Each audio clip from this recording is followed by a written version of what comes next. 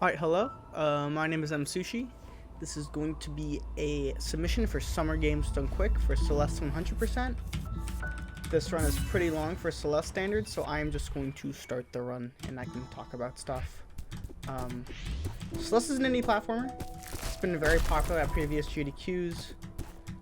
From everything from the initial any percent race about a couple months after the game came out at SGDQ2019. TGH, or 2018, I apologize. TGH ran all chapters at SGDQ 2019. And I don't know how anyone could forget the All Red Berries task showcased at SGDQ 2019. It was also an incredibly well-received event. 100% is a really cool category, and I think it would be perfect for the next SGDQ. If you know nothing about Celeste, basically you play as a girl named Madeline. The controls are very simple. It's an indie platformer game. You can jump, you can dash, and you can climb. That is it. Those are the only action keys you have. So basically we're using a combination of those actions to do a ton of crazy move tech here, which I'll be explaining gradually as I get through the game. But first I just want to talk about what 100% entails, because as you can see I'm already collecting a lot of red berries. So we're basically going to get everything this game has to offer except the golden berries. If you've played Celeste before, you'd know the golden berries are a special challenge item that you get from completing chapters deathless, and they're just really hard to do in a single segment run. But basically we're gonna get all of the red berries plus a moonberry in chapter 9. It's gonna give us a total of 176 berries. We're also going to get all the hearts and complete all of the B-sides and C-sides. So again, basically doing anything the game could ask for us, except I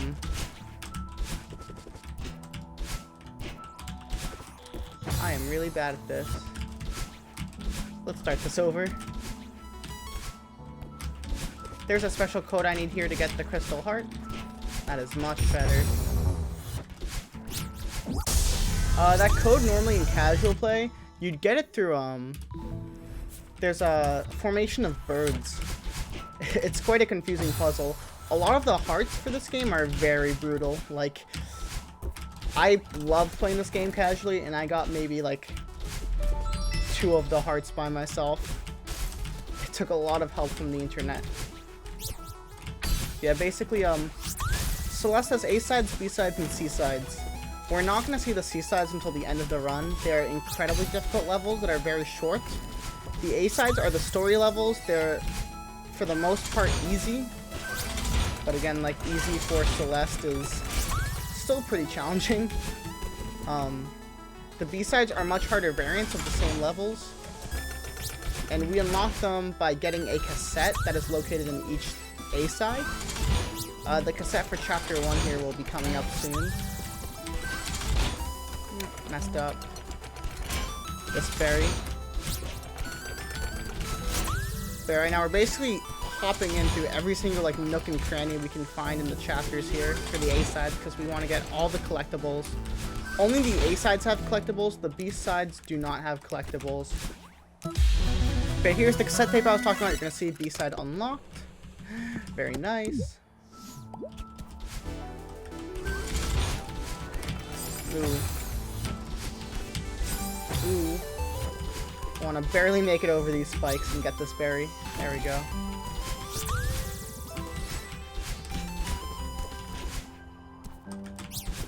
And grab this one, return back to map. You'll notice sometimes we do saves and quits and returning to map. This is just because oftentimes some berries will have us go to the edge of the map, but it's actually faster to get back on track through just restarting the checkpoint. Sometimes we save and quit on hearts because there's a little animation that plays when you get a heart, and it's faster to save and quit depending on the location than wait out the animation. Okay, here we'll get our 20th berry, and those are all the berries in chapter 1, so we've gotten all the collectibles. All we gotta do is make our way to the end of the level. Just like that. It's worth noting that in 100% you have to complete every chapter.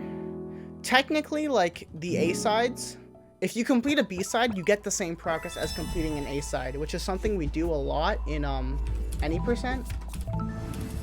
But for 100%, we have to complete everything, regardless of if we get the same progress or not.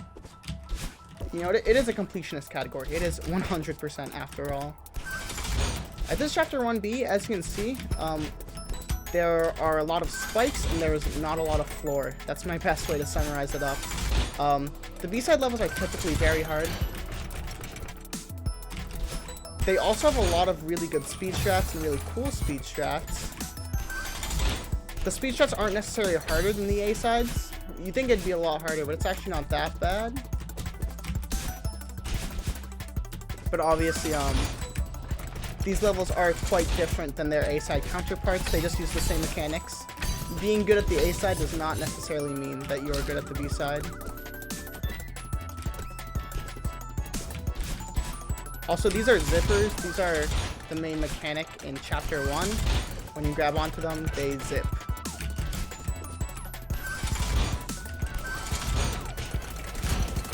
Adding on to the movement tech, what we did back there is a corner boost. If you grab, I believe, the top 3 pixels of a corner and jump immediately, if you buffer a jump input, you will actually get a burst of speed. You will get dashing speed plus jumping speed. So it is pretty fast, to say the least. But yeah, Chapter 1 is the only chapter where the B-side is actually longer than the A-side. Fun fact. So we're just going to come through here. Of course, it's not longer for 100% because we get the collectibles in the A-side. But for any percent, the B-side is actually longer than the A-side. Alright, coming up on Chapter 2, we're going to see a really cool mechanic being used here that we actually use a lot in the speedrun. When you screen transition, you get your dash back, which you can see here that I'm using to kind of navigate between screens here. There are like 3 main ways you get your dash back, which is landing on the ground, screen transitioning, or interacting with an element, usually being a dash refresh crystal, or dream blocks, or a feather. Those all give you your dash back. Then you notice we actually restart chapter. Again, it's faster than 1, waiting at the heart animation, and 2, going all the way back down and falling. That's pretty cool. We're gonna get our first berry there, hidden in a little alcove. And now we're gonna go start collecting berries. I think 2A does a better job of showing like how cluttered the berries are, because we have this kind of big hub room. And technically, if you were doing any percent, you just make your way to the top instantly. But since this is 100%, we're getting all the collectibles. We're navigating through and through these rooms. We're trying to get every little inch of hidden goodies available for us. So that's the cassette that unlocks the B-side. And we're just going to get more berries. This is what's called the seeded berry. There aren't too many of these in the game. I believe there are 4 total. Basically, you just get them by activating all the seeds. The caveat is that if you touch the ground while you have the seeds, all of the seeds disappear, and you have to get them again. So from a speedrunner perspective, it's quite easy to mess up, because if you mess up the strat, all the seeds disappear, and you have to start over.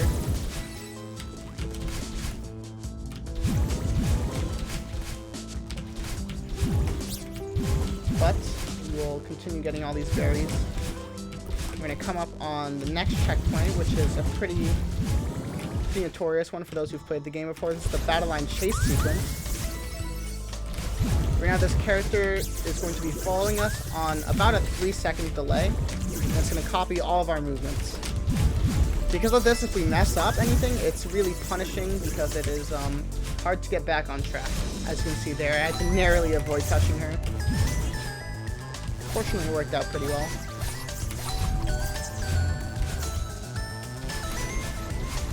Gonna wall bounce up and get this berry. Also forgot to mention there's something called wall bouncing.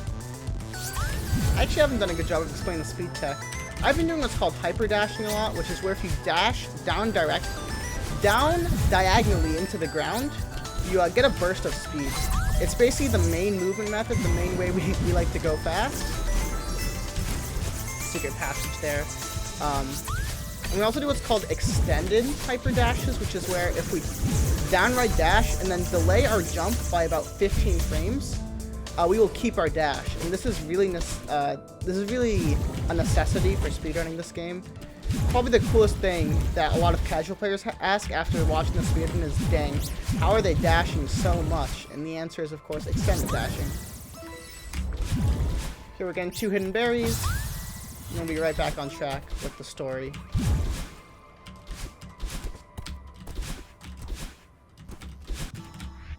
Alright. This is Awake. There's Theo up there. Hi Theo. I'll talk to you later, dude.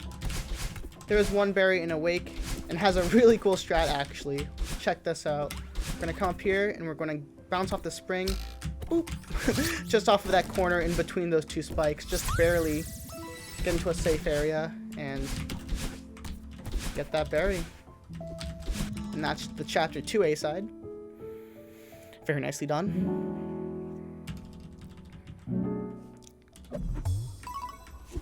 Now I'll go into the Chapter 2 B side, which has some pretty cool stuff at that. This one's kind of more fast-paced. I mean, all the B-sides are fast-paced, to be fair, but the first 3 B-sides are really cool, in my opinion. Here, the bird is going to tell us we can actually jump out of dream blocks. Of course, since we're speedrunning, we've been doing that already, but it's just nice to have a reminder. Something that's really cool about this game is that there aren't a lot of glitches. There's like maybe 1 unintended form of tech. But other than that, like everything in the game is kind of taught to you. Hyper dashing, wall bouncing, jumping out of dream blocks. It's all very intended. The developers very much made this game speedrun friendly. Here we're going to do actually a double jump off of that dream block to get the height necessary. If we buffer a jump and then jump when we're leaving the dream block, we can actually get twice the amount of height that we normally get, which is really cool. That, of course, is, in contrary to what I just said, not intended, but really cool at that. So I'm going to activate some coins. Again, similar to Chapter 2, the B-side mimics the A-side's mechanics, so we did have Battle Line chasing us there for a bit. Fortunately, that section is over. This screen has a really cool diagonal dash. Just like that. And this screen has a really cool spike jump. Right on the corner of that dream block. You can skip a couple of dashes, I should say. Ah! Didn't hold right there.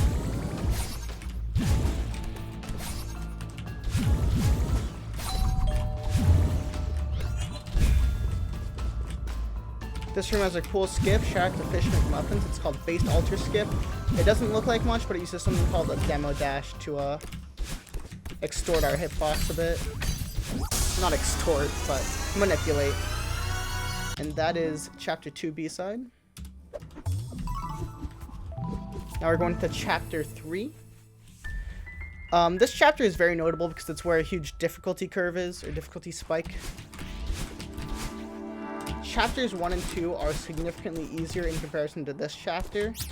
Just for the record, if anyone's keeping track, Chapter 1 is about 4 minutes long. Chapter 3 is about Chapter 2 is about 3.5 minutes long. This chapter is closer to 7 minutes long. So a big bump up. And it has more berries, of course. We're gonna get this one right here.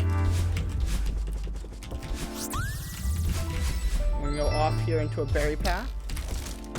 I call them berry paths. That's because if I was doing any percent and I was just playing the game for progress, I wouldn't normally come to this area, but because we need to get all the berries, we are here.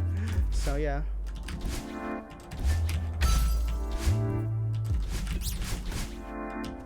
And I get this berry all the way in the balcony of the hotel, and then come back over to the main section and continue progressing through the resort here. Get this key.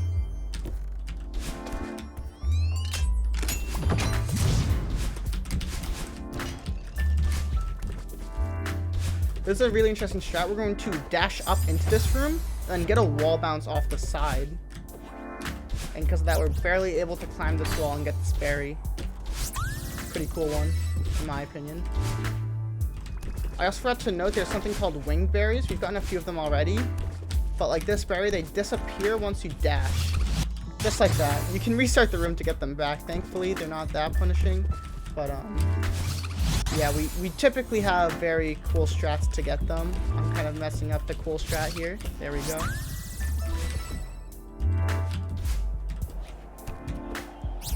Just jump through and get this berry. A lot of these berries have very precise strats.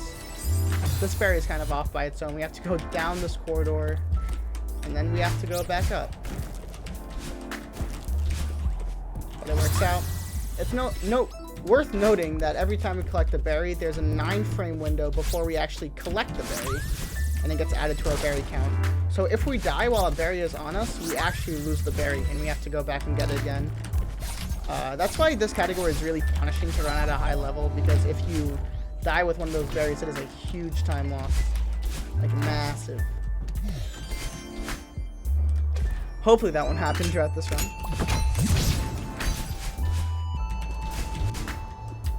Alright, coming to a huge mess here. This section is really cool in any percent because there's just a lot of really fast movement. We do have to get a lot of berries, so it slows down the movement a bit, but it's still pretty cool. The heart for this chapter is also in this section, so.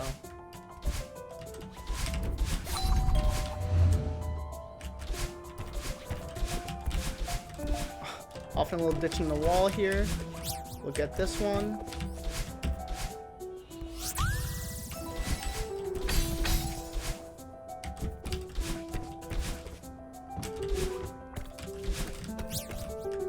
And we'll get this one too. And we're gonna hit this button. This part of the game basically just has a ton of subsections, and we can technically complete the subsections in any order we want, but yeah. It's interesting here, actually below this room where we started in, there's a berry. This is a really sneaky one, so not a lot of people get that one in their casual playthroughs. Here we're gonna do a demo dash. A demo dash is essentially a horizontal dash where our hitbox is crouched.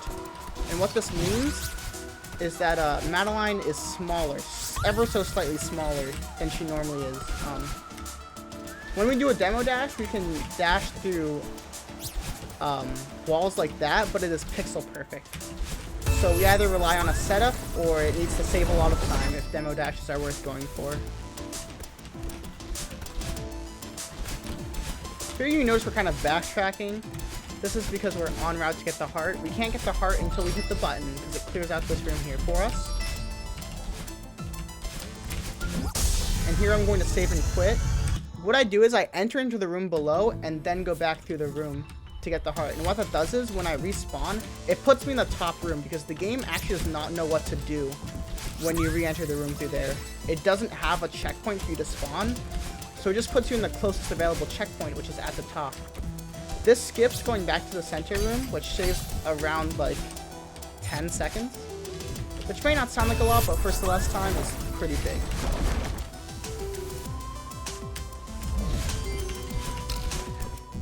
Alright. Going into the elevator shaft here.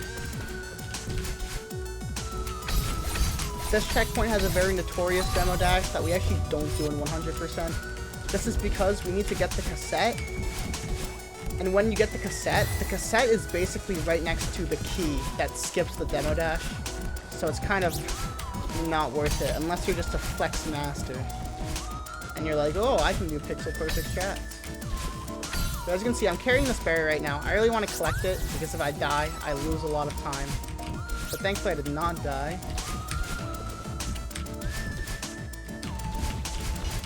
Example 2 of carrying a berry that I don't want. We'll collect it there, but yeah. We hit the cassette here. We picked up this key.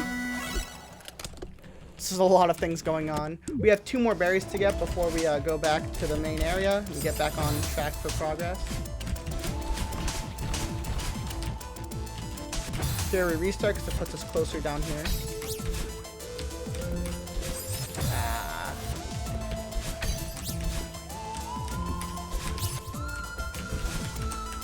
There we go.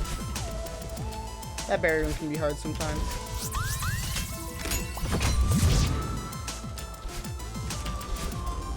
We'll do a corner boost here. This is called the task cycle. I don't know why. I'm pretty sure task is an even faster cycle now. When it was first found, it was the same cycle that task did. So, yeah. And now into the Yoshiro section. In this section, the hotel manager that's been giving us a tour this whole time is now really pissed that we trashed his hotel, so he's going to be chasing us. Every so often he gives off a lightning bolt, which indicates that he is coming for us, and then he dashes down in a straight line. If he hits you, you obviously die. You can also hit him. If we jump on his head, we get our dash back, and it's really satisfying too. Unfortunately, in the A side at least, we have no strats that incorporate bopping Oshiro. It's kind of sad IMO, but...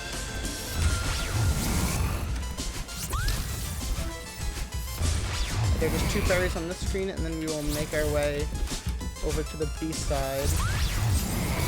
That cycle did not work out. This is one of the worst rooms in the game to die on.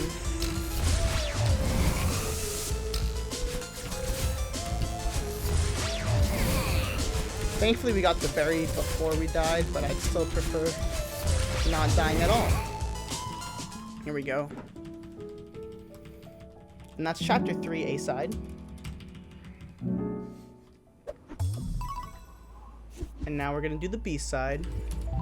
The B side has a lot of cool strats. It's really fast too. The world record for this is actually under 2 minutes. Not for 100%, but for this level, chapter 3 B side.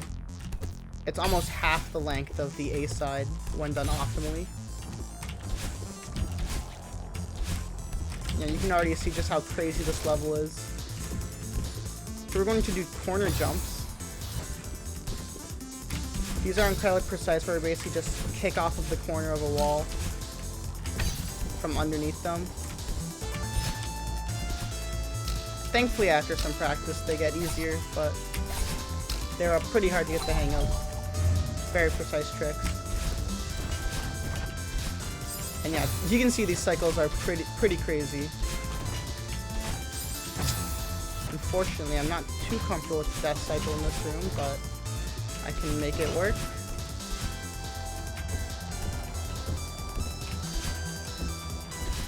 But you can see there's a significant lack of floor, and there's a significant surplus of these dust bunnies moving in and out. So, it's, yeah, it's the B-side experience.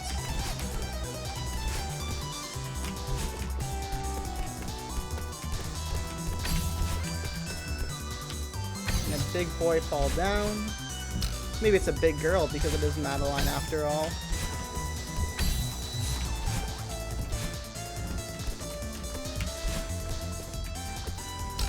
Do that cycle there.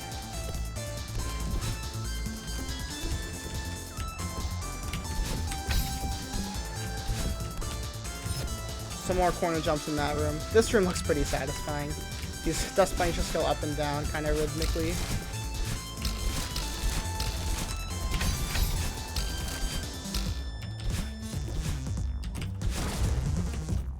Alright, here's the Oshiro bopping strat I talked about, if I can not die.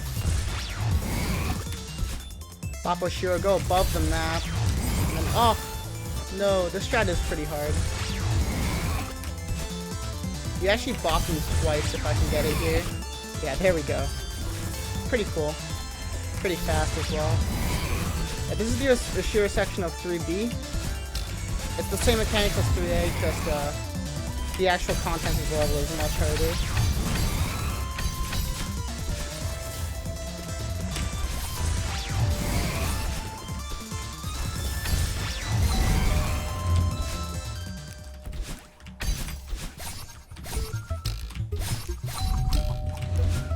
Get all those coins, and we can get the heart. Good job. Good karma. A lot of deaths, that's okay. Now this is going to be chapter 4 A-side. In my opinion, this is the coolest A-side. It has a lot of really cool berries, which we'll see throughout here. It's really fast-paced.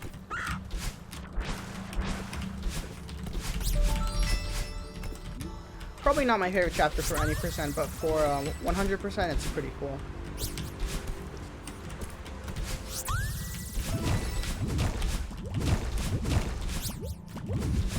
have these bubbles now. When we get in these bubbles, it basically acts as a second dash. Or technically 3 dashes, because we get our dash restored after exiting a bubble. I'm gonna need that berry back. Yeah, this is what I mean about this category being very punishing with the berries. Thankfully, we're not locked out from that berry. There are a lot of screens where you actually can't backtrack. And if you can't backtrack, you lose a lot of time because you have to restart the chapter. And that can be really frustrating. Alright, here's another seeded berry. This one is really cool though because we actually show like the delay before the seeds drop. We can actually like very briefly walk on that floor before the seeds actually reset. If we were to jump, it actually resets the seeds instantly. Sorry, I'm stuttering a bit trying to focus, but if we just walk off, it takes a couple of frames. Here's a really cool strat. Oh, barely make it back in time. Jump off the corner of that. Normally you have to wait a bit for the wind, but that strat, which is very hard, skips it. It saves like 0.3 or something.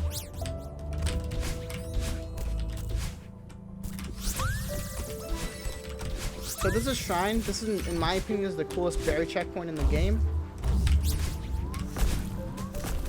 There are a lot of side rooms. This is kind of a hub room. If we wanted to progress, we'd go up to the right over there, but we don't want to progress. We got to get all the collectibles. It is 100%. So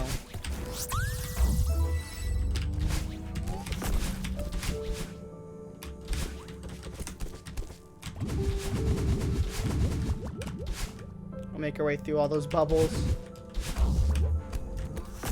Get this berry. The strat in this room is pretty cool. We'll do a corner jump. Boop. And carry this berry with us out through the spiked floor.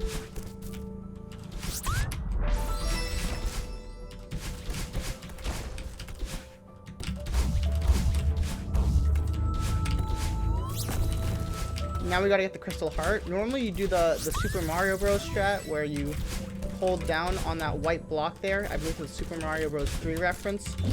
But a really nice timed wall bounce can actually get you up there. That's an incredibly tight trick. So third try isn't that awful. Here we're gonna do a really cool strat to get this berry. It's actually used in any percent now. Oh, I messed up. You have about a 2 frame window to dash up there. But this uses a tech called ceiling pops, where if you do a grab jump on the lowest pixel of a wall, you actually just instantly drop. It's kind of a unexplained phenomenon. The task does it a lot, but they're actually sub-pixel dependent, which is why in real-time runs, we can't really incorporate a lot of them. That one in particular has a setup, so it's not too bad to do, which is why we do it. It saves a lot of time when you're getting the berry, but even if you're not getting the berry, it saves about 2 seconds. Which again, it might not sound like a lot, but for Celeste time, it is pretty significant. In any percent, people slave away over 0.1 second time saves. It is quite absurd. Alright.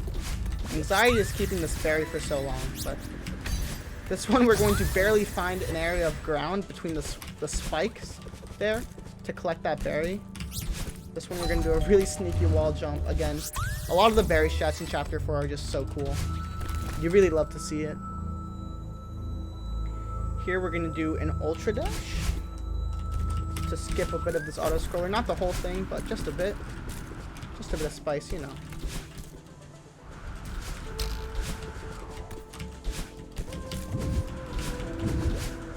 This is my least favorite berry in the game.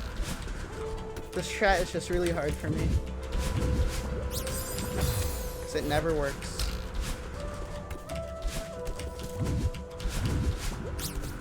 There we go.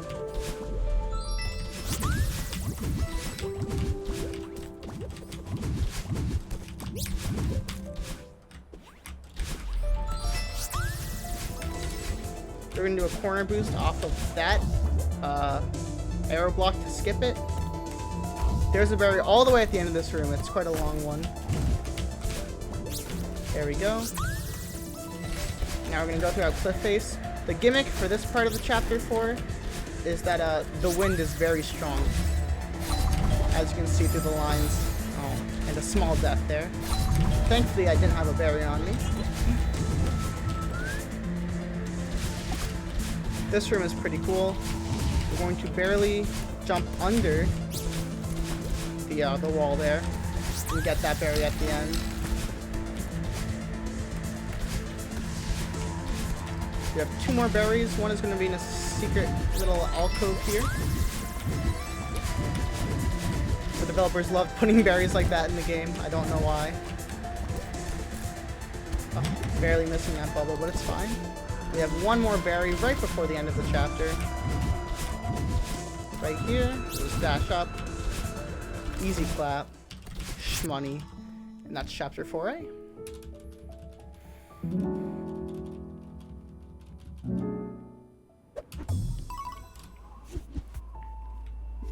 Now we'll go to chapter 4B.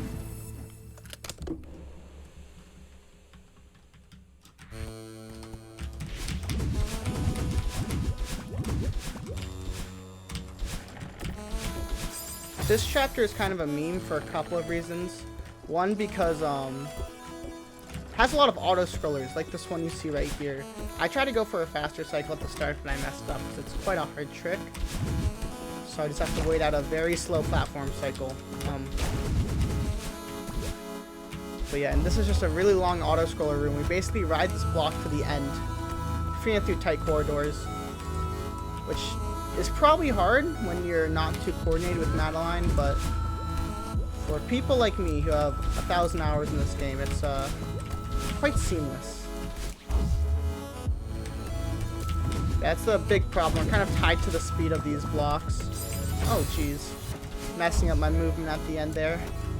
Falling right into some spikes. There we go. Not getting my dash back.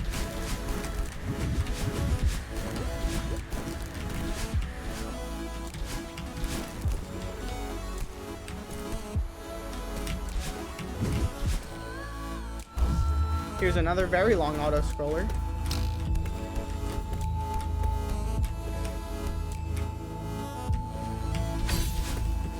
A vertical one. They're changing it up this time. Here's a really cool coin room. This strat is really cool because we get a lot of these coins very seamlessly. You wouldn't even notice if they didn't make a noise.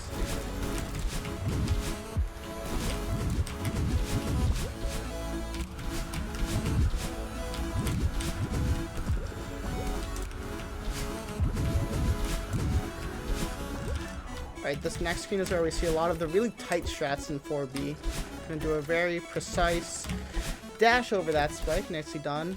And it's not over yet because we have to do a very precise jump off of that platform. And we got to keep it up and do a very precise dash around that spike. Very nicely done. Ride this block to the end of the room.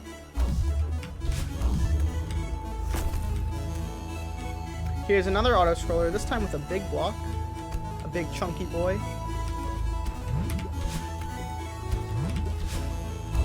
Pretty cool.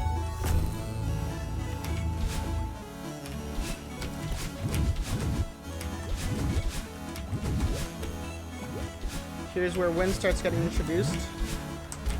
This room is pretty cool because we have a lot of really cool movement on the clouds.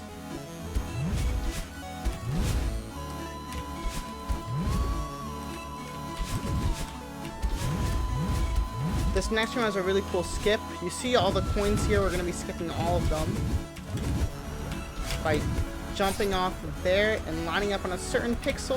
You have to jump off the corner of that block. It's very cheesy, but it gets the job done. Ugh. Almost lost my cool there, but that's good. And this is going to be the heart room, the last room of the chapter. Dash down to the heart. It's worth noting that you actually can die after you collect the heart. So I do want to climb on that the block behind me to ensure that I don't die. It's really sad when you collect the heart and you're waiting for Madeline to stop, but she doesn't stop. She keeps plummeting down. It's happened to every runner once or twice. This is Chapter 5 A-side. This is when the berries start getting really long. This segment is around 10 minutes in length. So it's, yeah, it's quite lengthy. This chapter has a lot of ins and outs, where they just snuck in a lot of berries.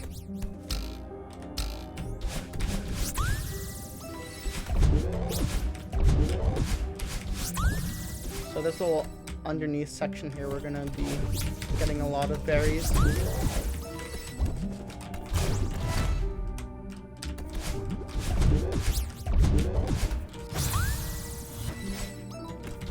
And again, some of these rooms are retrying just because it's faster to get back into this kind of central hub room. We want to make sure we restart after we get the berry. But not only after we get the berry, after we collect the berry. Again, there's a 9-frame window after picking up a berry to collect it.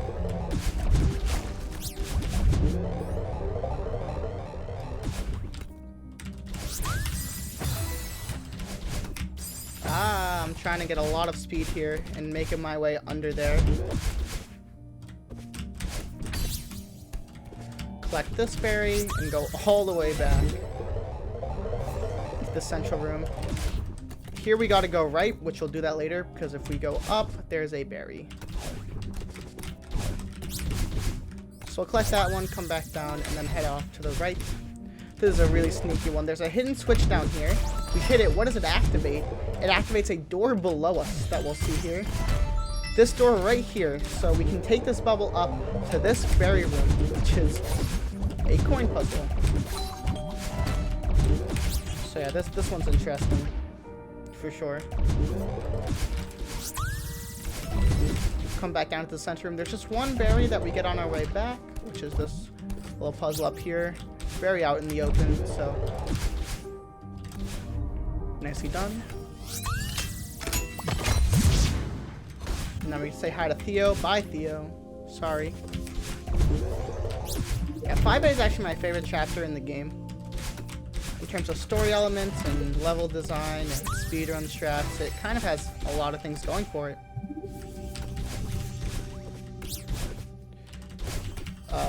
The only problem is that this room is very dark. I thankfully have this room memorized, so it's not too bad to navigate, but the average viewer out there, it could be a bit unsettling. A bit of anxiety, perhaps, as I'm just kind of rapidly dashing into the unknown, but trust me, I'm a professional. I know what I'm doing. And one last berry before the section, and then we'll move on.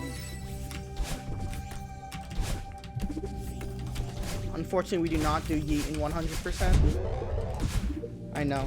Classic, authentic Celeste trick ruined. We go all the way up here to get this little berry in a pocket, and as you can see below, that's in that room, there's a seated berry. So we're going to hit that switch so we can put down the door and get access to this room. Get the seated berry. Now we're in the cassette room. It's worth noting that Chapter 5B you actually play in any percent.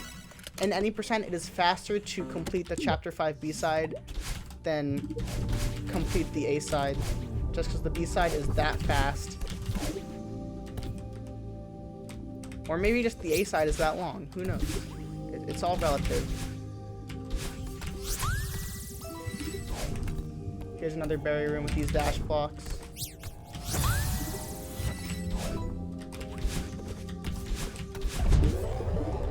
Here's another very cool demo dash. It's completely consistent if we jump with max amount of height, which is really nice.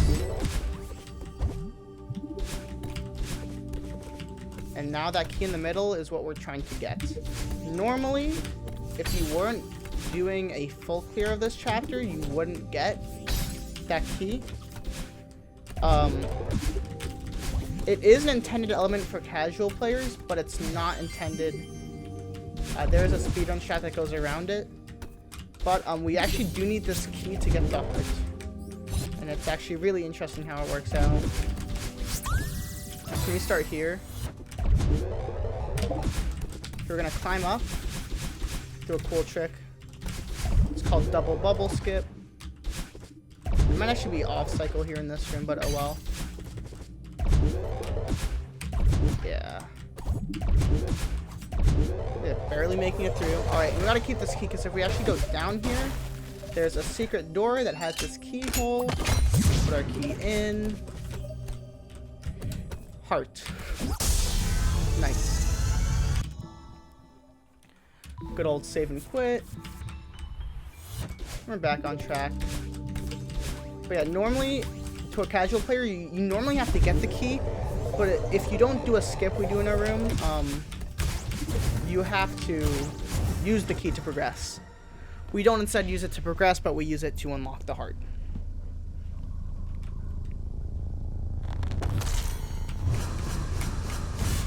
Here we actually take control of a secret. This is like a really interesting gameplay point. It kind of just highlights how creepy this temple is. Because it probably means something really cool metaphorically, like killing yourself, but not playing as the player. It's a second-person perspective of Celeste, which is interesting. But now we're going to get introduced to those boys we just saw, Seekers. They're essentially an enemy. They have an AI, which is really wonky, but they will charge at you, and if they hit you, you die. The only berry in this checkpoint is right here. You need a secret to break that block, and it reveals the berry.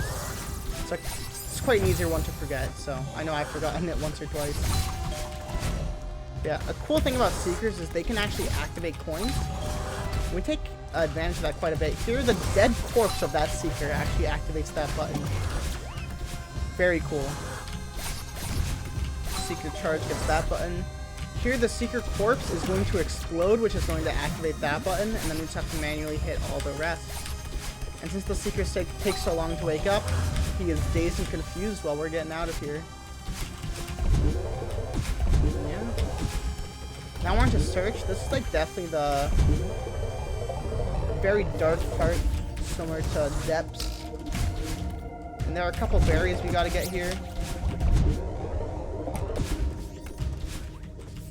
Here we need to use this Seeker to break a wall.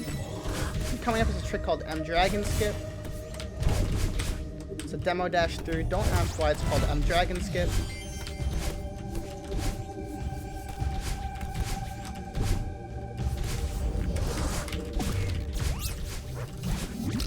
Got a berry down here. Collect that berry. Die. All intentional. Come to this corridor here. This section is really confusing if you've never played through this game before. Even as a speedrunner, when I was very proficient in any percent and I started learning the berries, I was like, hold up. What the hell is this section?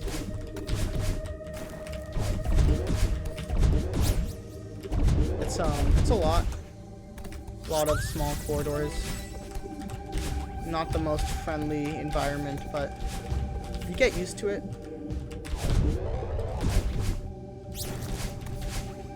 Here's what's called Search Skip.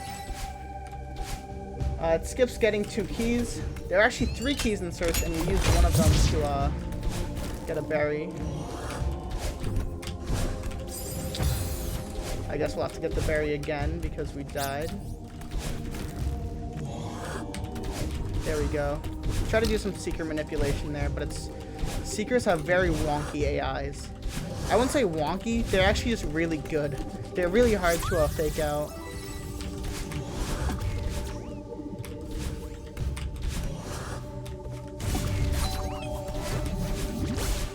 Alright, we make our way into the Theo section. The gimmick of this section is that Theo is stuck, and he needs your help. We can carry him. This section ends up being one of the cooler in the game because dashing into Theo actually stores momentum, and because of this, we can get a lot of speed. And I mean a lot of speed. There is one berry in this section, but it's not too much of a hassle to get. In this room, just gonna jump off of the Seeker, get in position here, jump off of the Seeker again, throw Theo at the button, and unlock the berry. This room just shows you how much speed you can get with Theo. Check this out. Yeah, pretty cool.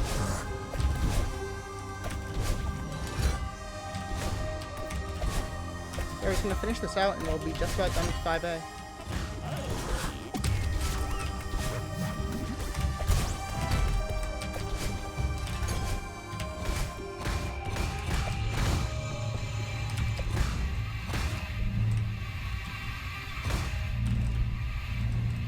Screwing up the ending just a bit, but that's fine.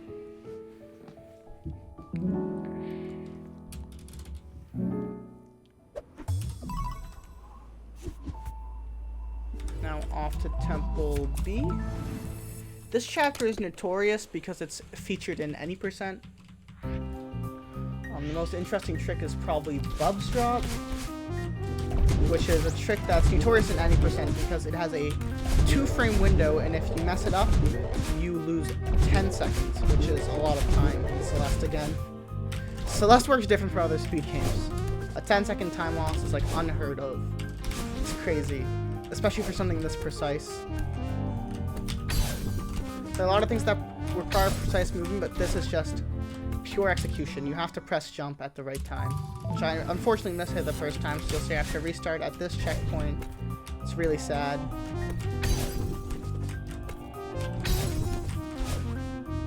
Second try is the charm though. Basically, we enter back to the bottom of that screen, and when we respawn through there, the game doesn't actually know where to spawn us. Struggling a bit here. So it spawns at the closest checkpoint, which is going to be on the right side of the room, which skips getting a bubble, which saves about 20 seconds over doing this normally. So it's pretty worth, even if it is a little annoying sometimes.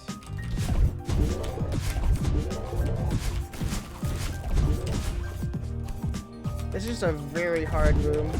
That's a very precise cycle, so once you get the hang of it, it's not that bad. Here I save and quit just because it saves game time. There's a wake up animation that Madeline has to go through, but if you save and quit, it saves about half a second. You know who doesn't love free time save?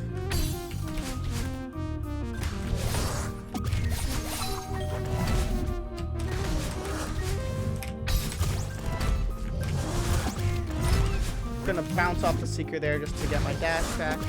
This room has a really cool strat where we use the seeker explosion to propel us, and we jump off the corner of that block. Really nicely done. And similar to how 5A had a Theo section, 5B also has a Theo section. In my opinion, it's not as cool just because it has more precise stuff. We don't have the leeway that we have in the A side to just go nuts with our speed, but it's still really cool nonetheless. Here we're just going to be narrowly avoiding seekers while just absolutely speeding our way through the seeker gauntlet. Fun fact, this room is actually named after me because I am really bad at this room. That's all. This is called the Impossible Room, as you can see at the top. This room is clearly impossible. And this is the Heart Room, but blink and you'll miss it because there's the heart. That's Chapter 5B side. Now we're going to Reflection. Reflection is a pivotal point in the story because, spoiler alert here, you're going to fall all the way back down to the bottom of the mountain. Which is quite devastating to be climbing this thing for 44 minutes just to get knocked back down. So, yeah, it's really not a good day to be a Madeline Celeste fan. Unfortunately, we're going to reconcile with our bad version of ourselves, Badeline. There's going to be a boss fight, and we'll make our way back to the top. So now that I've spoiled what's on the agenda, Chapter 6 is really interesting just because all of the collectibles are right at the start. There are no berries in Chapter 6. By design, this chapter has no berries. So we just have to get the heart and cassette, which are really close to each other. And then, yeah, we just play the chapter out any percent style.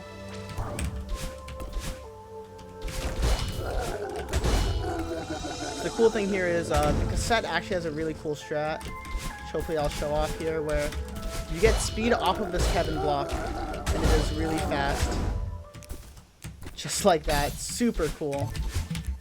It's worth noting too that 6B now is in the 80% route. It saves like about 5-10 seconds, so it's really precise.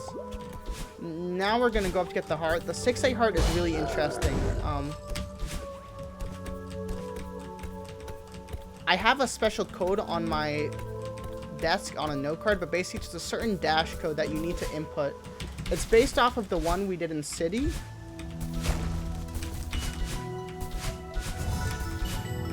So I'm just focusing while I'm reading off my note card.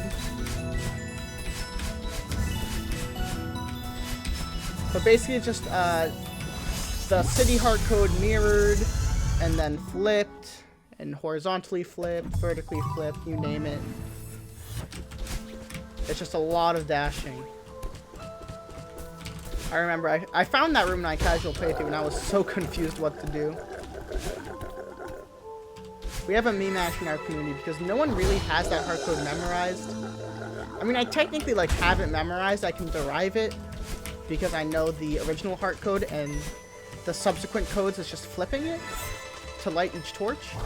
But it's obviously faster just to read off of the sheet next to me.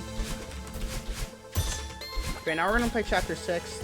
This chapter has bumpers, which are really annoying. It has Kevin blocks, which are really cool because they give you a lot of speed. And it also has feathers.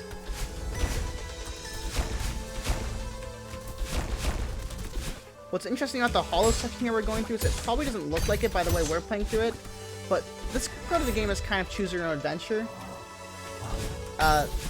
Every time there's either a top or a bottom route that you can choose to go towards. It's very evident in this room. There's a top path and a bottom path. If we take the top path, it's ever so slightly faster. But yeah, it's really cool in a casual playthrough because that means there are a lot of rooms in this chapter that I've just never seen before because they're just the slower route. So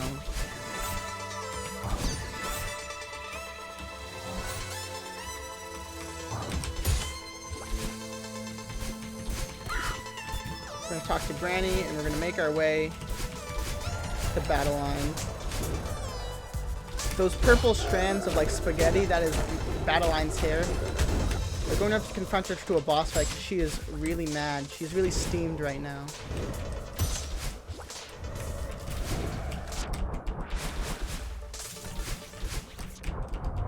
Fun fact about water, you actually always have your dash while in water. You never lose it. You're considered always grounded. Reflection was originally designed to be a water level, but after like they tested it, they were like, this sucks. And I agree, water sucks, so thank you, Matt, for making the right decision.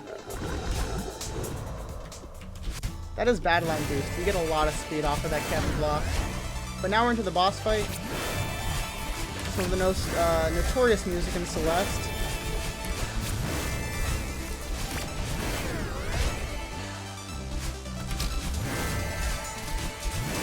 Yeah, this is really fast platforming. Every time we hit Battle Line, we get a bit of a recoil backwards, but we also get our dash back. We basically work around that. These rooms all have a lot of changing elements. As you can see, every time we hit her, kind of more of the room breaks down.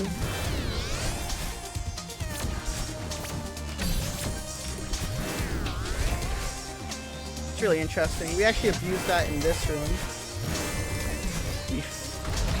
Jump off of this falling block.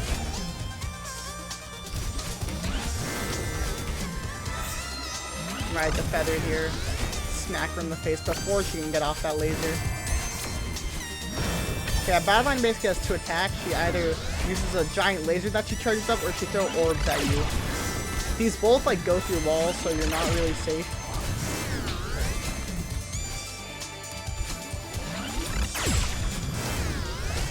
But they all work in cycles, the boss attacks, so if you do the same strat every time, she will do the same attacks. They work based off timers. It just works TM, I believe is what I'm trying to say.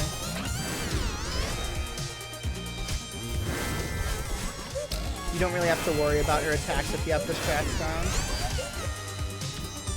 The second part of the fight here, she actually gains telekinetic powers, and she starts moving blocks before you even hit her. I mean, it's cool. It doesn't make a lot of sense, but I'm not complaining.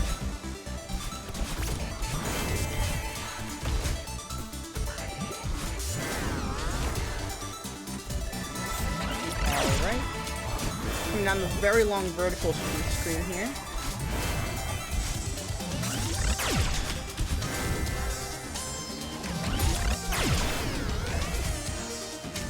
And this is the last room of the boss fight section. Some very precise feather movement.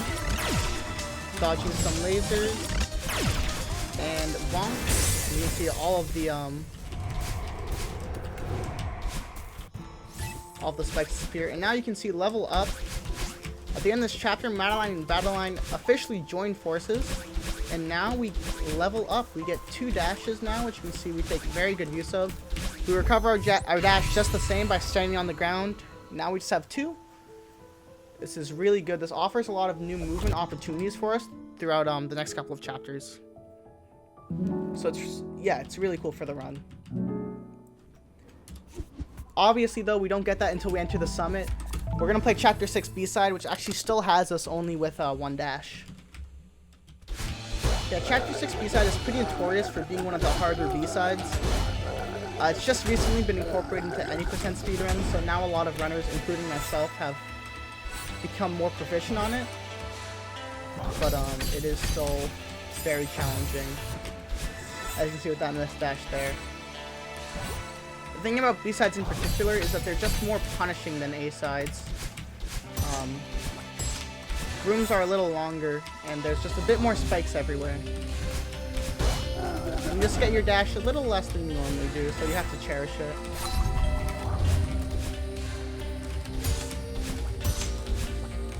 Yeah, these bumpers have to be pretty precise.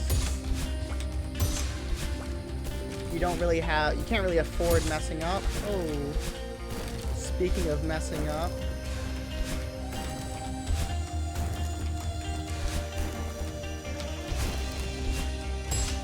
Alright. That was some improv there, trying to not die. It probably was slower than restarting the room, but that's okay. You win some, you lose some. Here's a really long kind of auto-scroller section with Kevin block.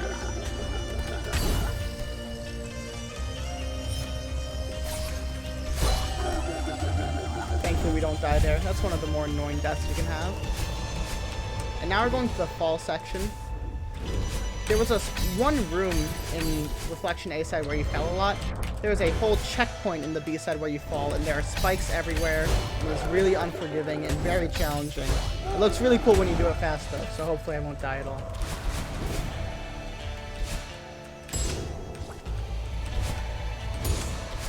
But yeah, there are bumpers, Kevin blocks. It really has everything. It even has a demo dash in the last room we'll see coming up. But for now, we'll just keep going through.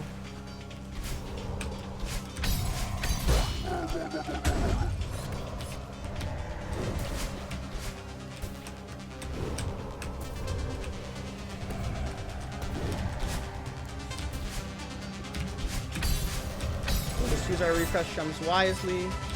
Get a feather. Ah! Yeah, it's quite greedy. We do some diagonal dashes because it saves like literally frames. But sometimes you cut it a bit too close. And you get punished for it. This next room though has a really cool demo dash. Boop, boop. Right through those spikes. It's pretty precise, but practice makes perfect if anything. So. Alright, and we go. Similarly to how 6A had a boss fight. Chapter 6A side. Chapter 6B side also has a boss fight. And it's kind of similar with the recoil effect, but it is just a lot harder. You can just see the sheer amount of spikes. This room in particular is one of my favorite. We're going to skip a feather. You kind of see the feather below me. So we're going to skip it with jumping barely off of that falling platform right before it hits the spike. That's a very precise strat. It saves a little under a second. This room is a bit of a feather auto-scroller. Hopefully we don't die at all and we're able to make our way downtown.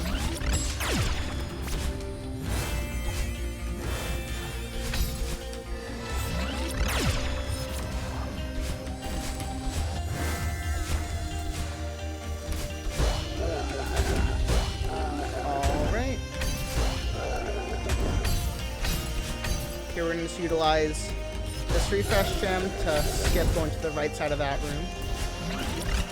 And here we're going to get a lot of speed. Never mind. It's a cool strap, but I messed it up.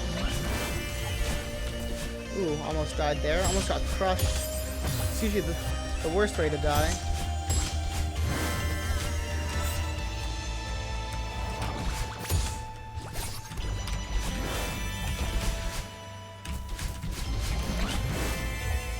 This room is pretty cool.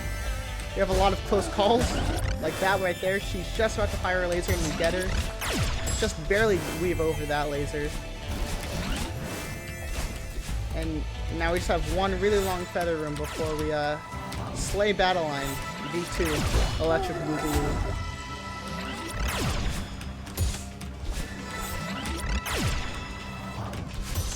And finish off with some bumpers. Nice. Now we just have the heart room here where we're going to try to corner boost off of one of these cassette blocks and demo dash under. No, not quite. That bumper still works though. We get the heart. It works all fine. And now we're just about to enter into, excuse me, control, just had to hit something. We're going to chapter 7 A side. Chapter 7 is the final chapter in the normal storyline, and it has a whopping 48 berries? I actually do not know off the top of my head. It has a lot of berries. This segment takes about 15 minutes on average to complete, so it's, yeah, you're in it for the long haul. And the first berry of them all is probably the coolest. If I can get it. It's a demo dash here. There we go, just barely sneaking our way through the spikes there. It's one of the harder ones, and it's really a confidence thing. If you start at the chapter and you mess that up, you're like, ah. But again, similar to most things in this run, practice makes perfect. Another berry room over here. This next berry is actually kind of on our path. We just have to take a vertical detour. Now, most rooms, or most chapters in the game, have just a heart in a certain section. The way the heart in Chapter 7 works is that there's these gems in each checkpoint. And we have to get every single gem, and then they morph like a Power Ranger into the Crystal Heart. So, yeah, that's the name of the game. This is now 500 meter. Each section of Summit kind of acts like a previous chapter. This acts like Chapter 1 if you can't tell by the aesthetic.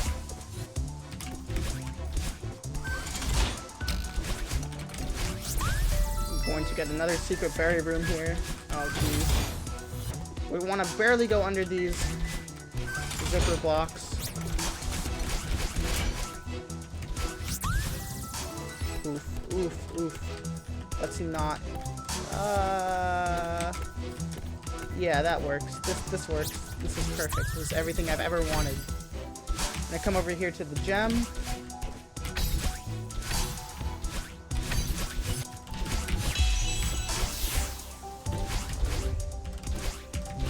And come over here to this wingberry.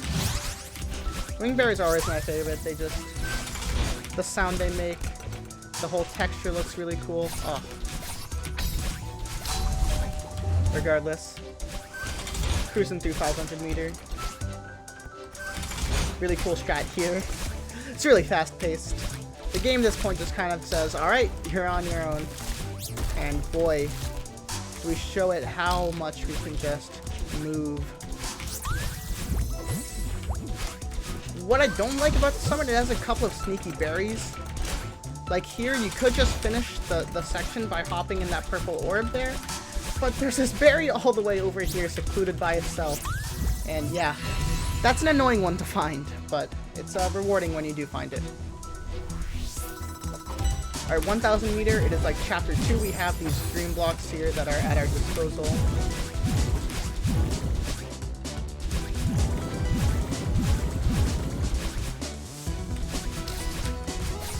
Barely missing that dream block there is a little sad.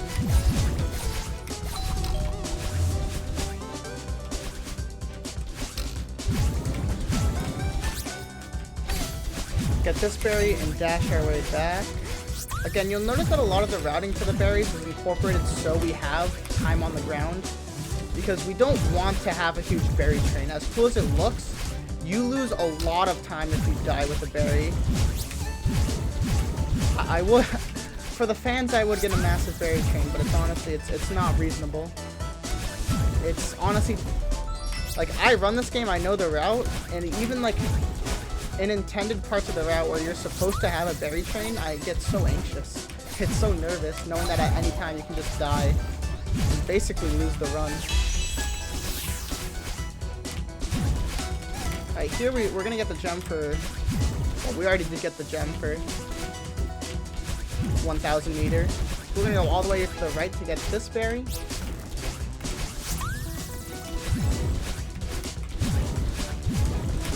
Here we're doing dream hypers. Similar to how you can jump out of a dream block, you can also hyper dash out of a dream block, which is really cool.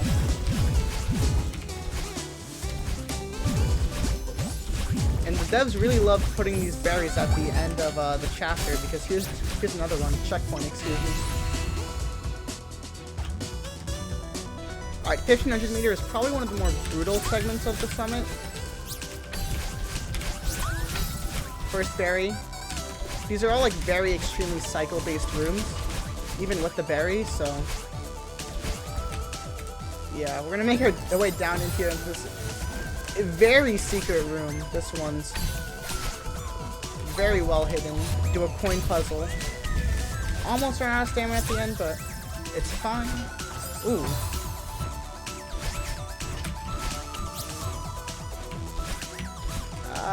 Yeah, we'll stop down here so we can collect this guy. Just because I don't want to die with a berry on me.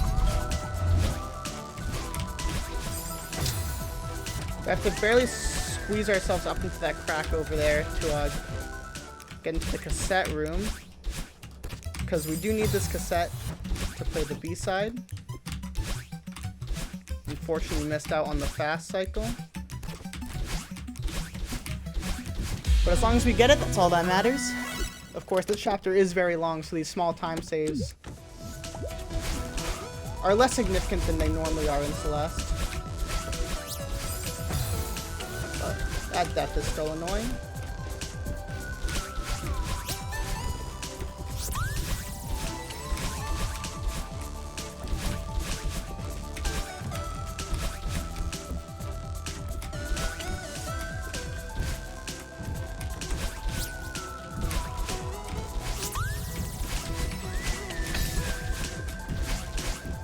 We're going to collect that berry, and we're going to go into a little cove here where the gem is.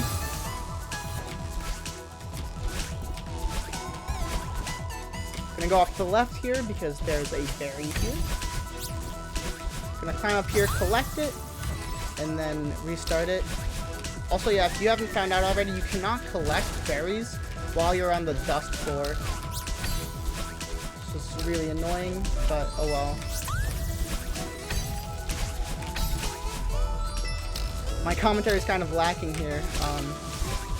The biggest part about this category in general is the fact that it's extremely long. Battling fatigue is one thing in itself, because while in Celeste, technically, well, I am optimizing this run for real time, because this is going to be soon for a marathon, where of course you don't want to go behind schedule, you don't want to go underestimate. But aside from the main menus, there's almost no downtime in Celeste. You are playing, putting in inputs, being focused almost all the time. And because of that, this category can be really taxing. It is about 2 hours in length of focused gameplay.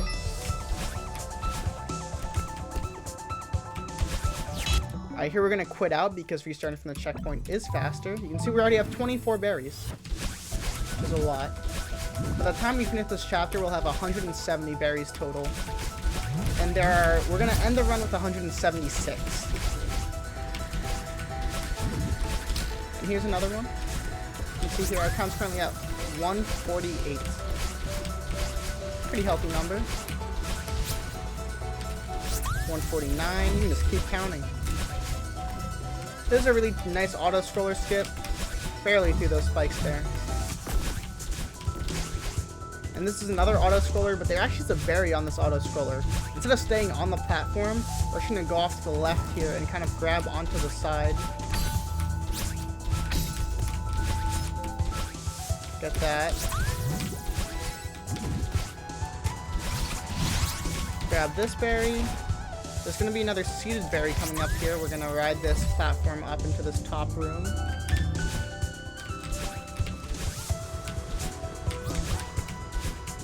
Get all the seeds. Select it. Damn it. I'm trying to jump off that block and get to the other side like so. We're going to do another demo dash. If you buffer all the dashes, it works out perfectly. You just get lined up to go through there. Another berry by barely traveling our way through there. I'm going to collect this berry before I continue.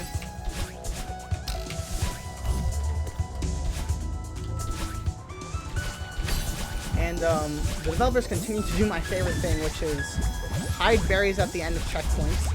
There's a berry in this screen right at the end. It's about a 20-second long screen, and you have to barely avoid that spike to get it. We're making our way into 2,500 meters.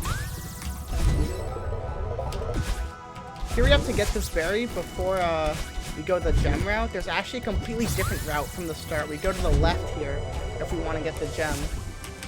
But since we need to get all the berries, this is 100% reminder, we gotta get that berry first. But now we'll ride this bubble. It'll take us to this top route where the gem will be.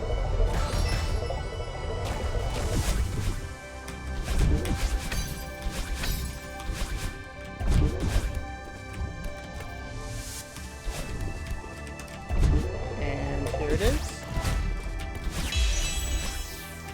Here, there's a key on one side, a berry on the other. You need the key to progress, so we're going to end up actually visiting both sides. The right side, the key side, actually has a skip that's very easy. The berry also has a skip. You can skip the bottom room, but it's really hard. Here's the one on the left side. If I don't mess it up. Yikes. A little rusty. And here we're going to take this bubble up. Because there's a berry. But not only is there one berry, there's actually two berries. So we got to get through this room and the other berries in this room. And now everyone's favorite room in Celeste. Door skip.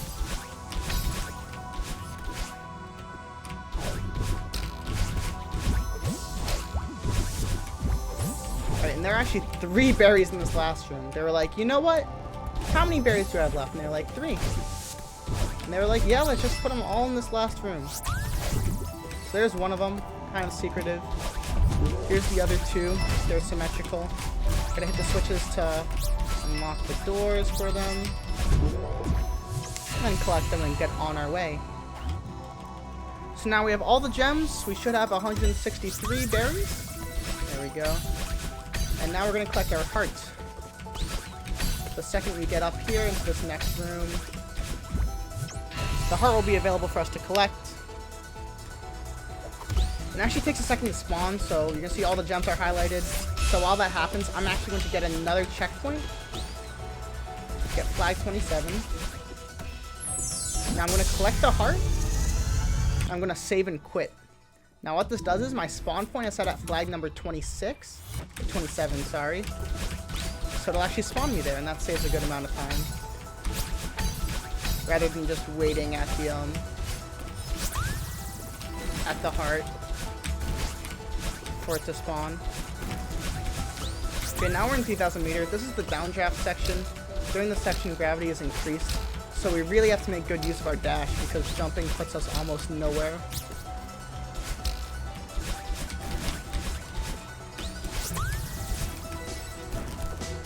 That was an interesting strategy. Alright. We only have 4 more berries to go in the summit. One will be off to the left here.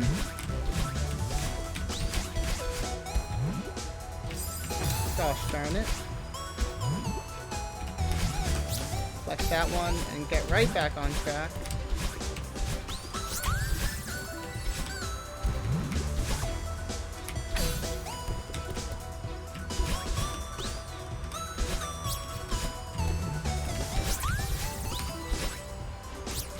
Collect this berry. And now we actually don't have another berry for a while until the next screen. And the screens in 3000 meter are actually really long, so it's gonna be a bit.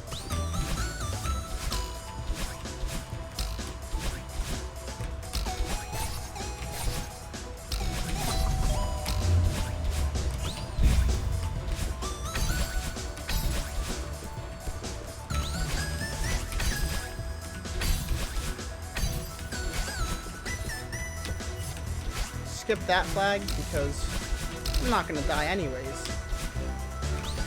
Well, it would have been a good jinx.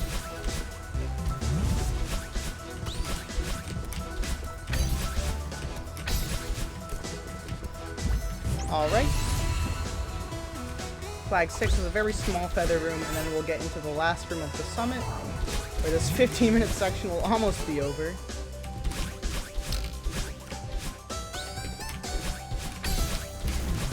You can see the berry up there at the top of the screen.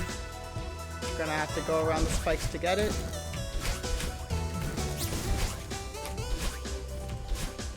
Voila.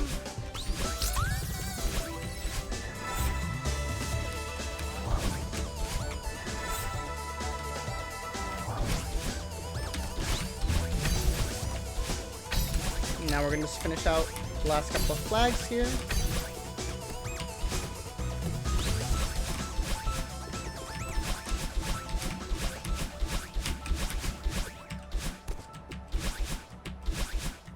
And as the music settles down on the summit, we'll be triumphant.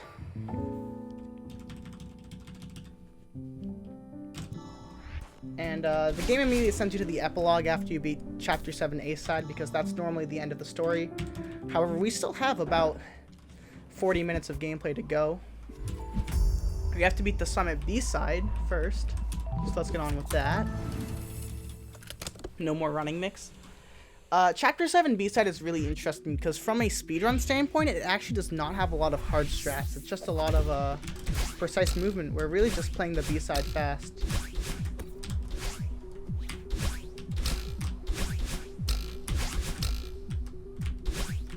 We're basically utilizing a lot of the elements. We'll skip that spring there, but there's not too much we can skip.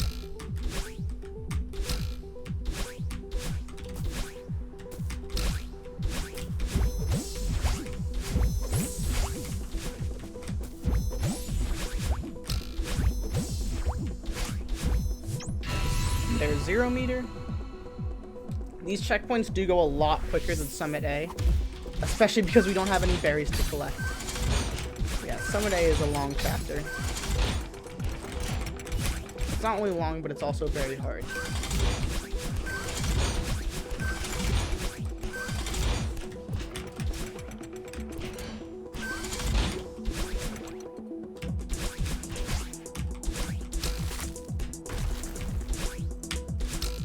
Almost didn't hit that spring. That's fine because we did hit it. That's all that matters. Navigating our way through this room here.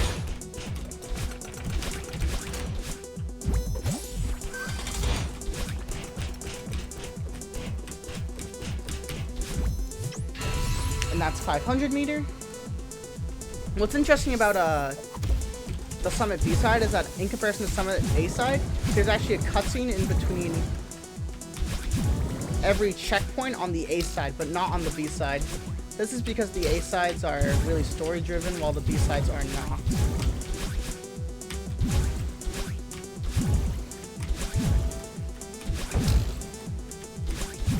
And you'll see here, there's already the last room of 1000 meters.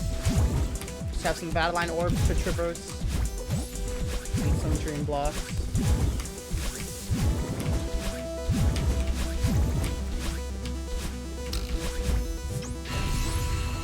Cool.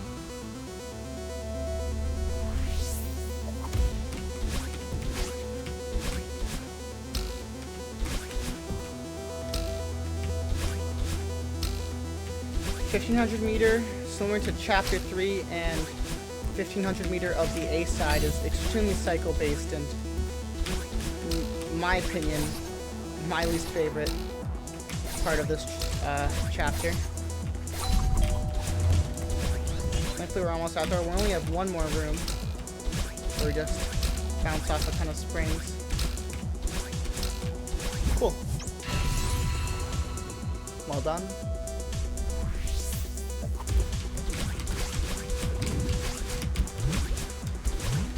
Now we have 2000 meter where we are always dealing with wind at all times. So it's, except for this room, but this room's kind of an auto-scroller puzzle in typical Chapter 4 fashion. So we just have to beat the snowball at the end with some fast movement, which works out well. But dashing to the spikes does not work out well. That is not a good idea, Matthew.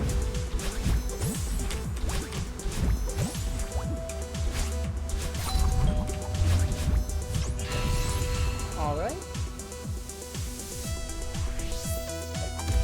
Off to 2.5k for 2,500 meters. You see, this room's one of my favorite. It's just a lot of precise dashes, lots of spikes kind of everywhere. It's just very intimidating. Alright.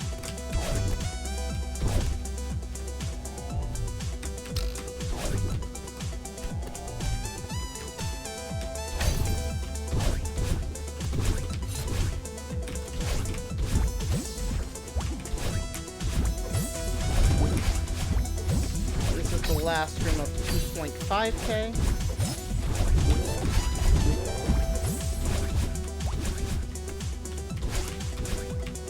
Nicely done.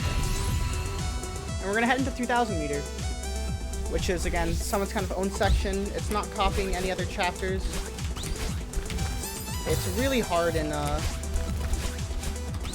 B side. This is the downdraft section, and we have to focus on gaining a lot of verticality, a lot of height.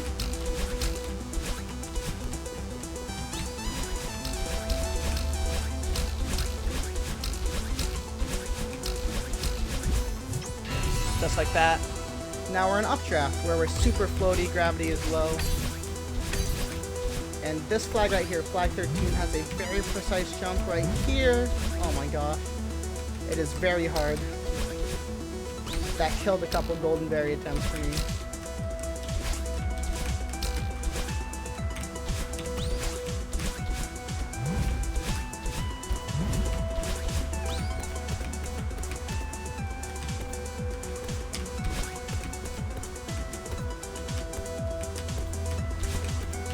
That's flag 10, flag 9. Right on some clouds.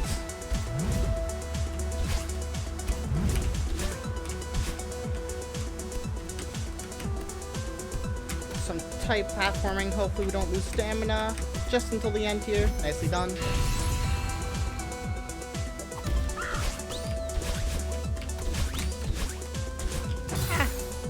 Bopping my head there. This is where the game formally teaches you wall bouncing, by the way. Again, it's really cool how even all the tech in this game is intended, it's taught to you. The game kind of morphs you into a speedrunner as you play it more, so.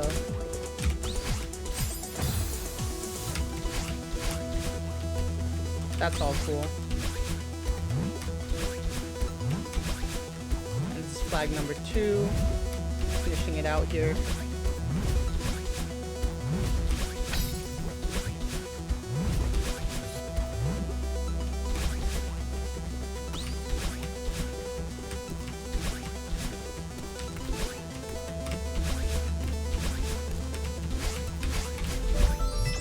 And here we actually do have a cutscene to skip. Because we're not done at flag 1, we're going even higher. This is the B-side, so we're going up to the clouds because we have to get that heart.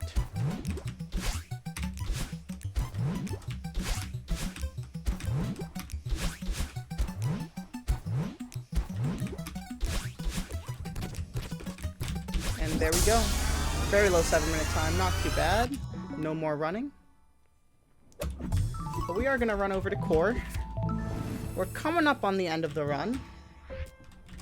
Still not quite there yet, but... The main gimmick for core, it's post-game content. So it's...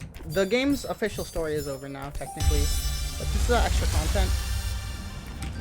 Core as a chapter, the main gimmick is that you do not get your dash back from touching the ground. You can only get your dash back from these dash crystals and screen transitioning. So because of that, strats are a lot more tight, more simplistic, except for this one right here called Ice Skip. We're going to do a reverse hyper into corner boost and just gain a ton of speed and hopefully land on this back wall. If everything goes right, I barely land on the other side of this berry. Nicely done. That's probably the hardest berry to get in the game. But yeah, core has a bunch of ice and fire mechanics, but the big thing is that you don't get your dash back. From a speedrun standpoint, this is really hard, because dashing is the #1 thing that makes this run interesting. So when it gets limited, we kind of don't have a lot to work with, but we make do. There are still some really cool strats in core.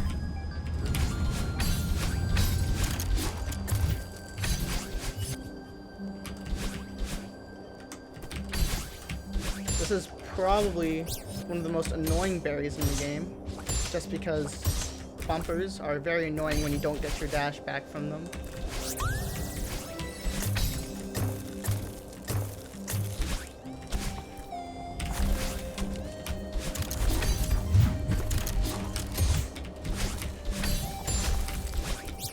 I'm gonna collect this berry, go into the next room.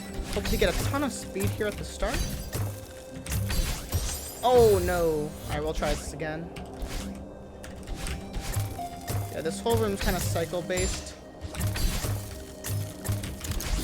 Oh, I didn't buffer my dash! Oh no.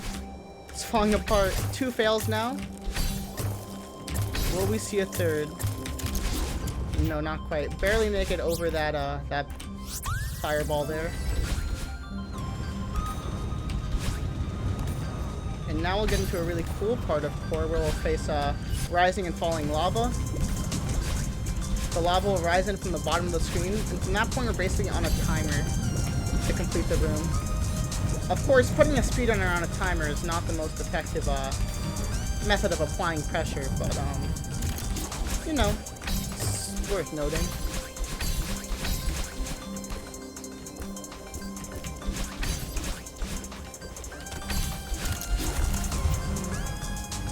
Here, there's only one more berry left, which will be in the next room. Not this room, but the next room. Ah! Quick death. Yeah, this is a really hard strat where you jump off of the wall, but just could not get it right now. Alright. Ooh, that's weird. Alright, we'll get under here, grab this berry, hopefully collect it. Really cool strat in that room, we wall bounce off of lava. And that's actually because as long as we don't actually touch the lava, we're fine. And technically we don't touch the lava, we're just a couple pixels next to it. Which because wall bouncing is very lenient, the game will still give you a wall bounce.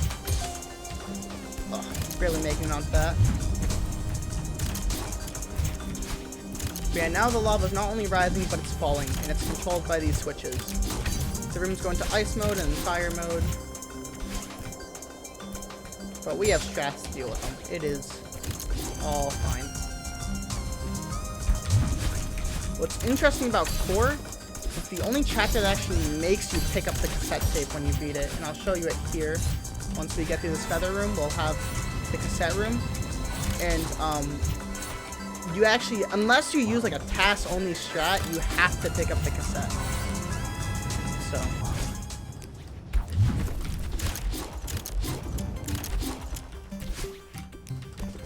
yeah, when you pick up the cassette, that's the whole animation, and then it'll bring us halfway across the room so we can actually bridge this gap here. Yeah, there we go.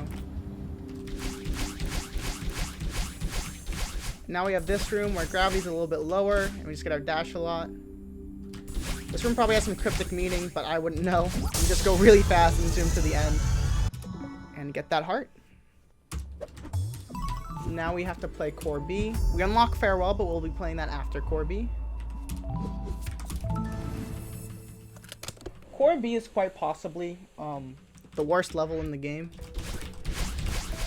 From a casual standpoint and from a speedrunner standpoint. It just has cycles, it has lava, and you just don't have a lot of dashes, so it's really a recipe for disaster, but some strats are pretty cool.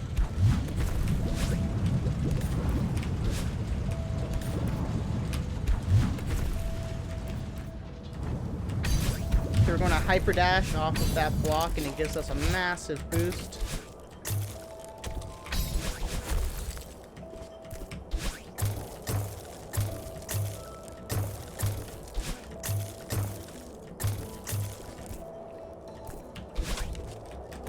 Here's kind of a stamina puzzle, but not really. It's just some really precise dashes and jumps off of these dying, decaying blocks. Some bumpers, of course.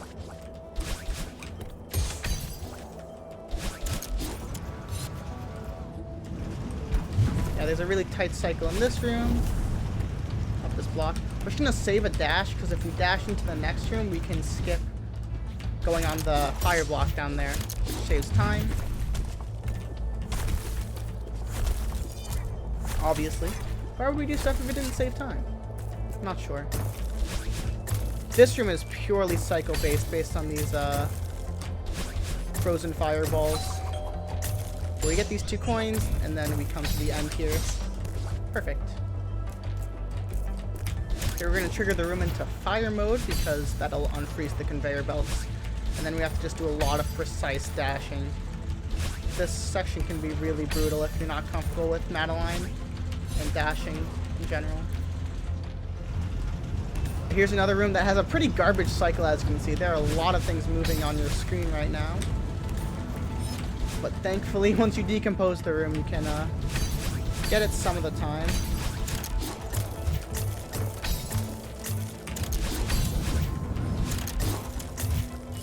Another really whack cycle room, but it is fine. You actually don't want to hit the fire here. I actually don't know how to do this room in fire mode. Oh gosh.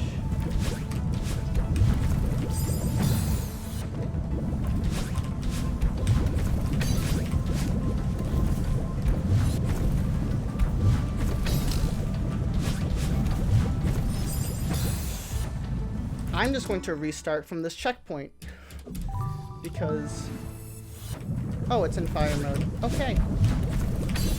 This has never happened before. That's lovely.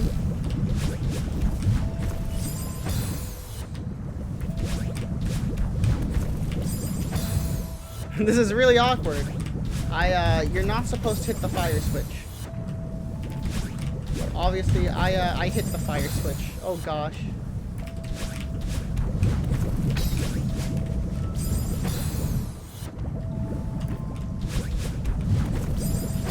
And this is really hard, apparently.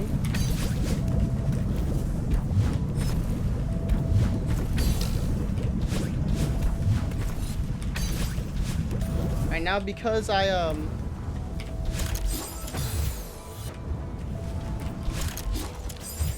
started that room in fire mode, I actually maintained the fire mode here, and I still have no idea how to do this room.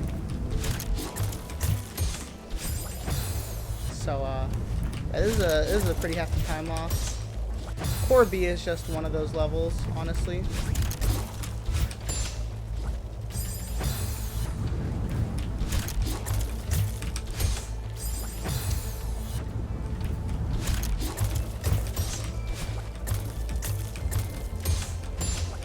Okay, we're finally back on track where we're normally being a speedrun. We only lost about a minute to that, but that is like worst case scenario. And this run's still really good regardless of that. But that's like literally, yeah, worst case scenario.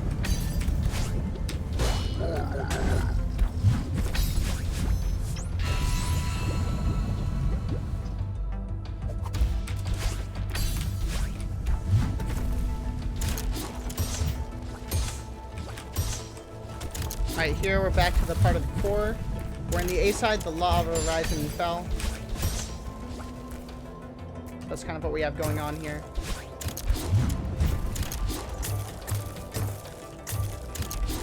Here we're going to save our dash for this next screen so we can hyper into it. And do that. It's fast. Skip flipping another switch. And here we're going to do another skip if we get on the tippy top of this block. Barely dash through here.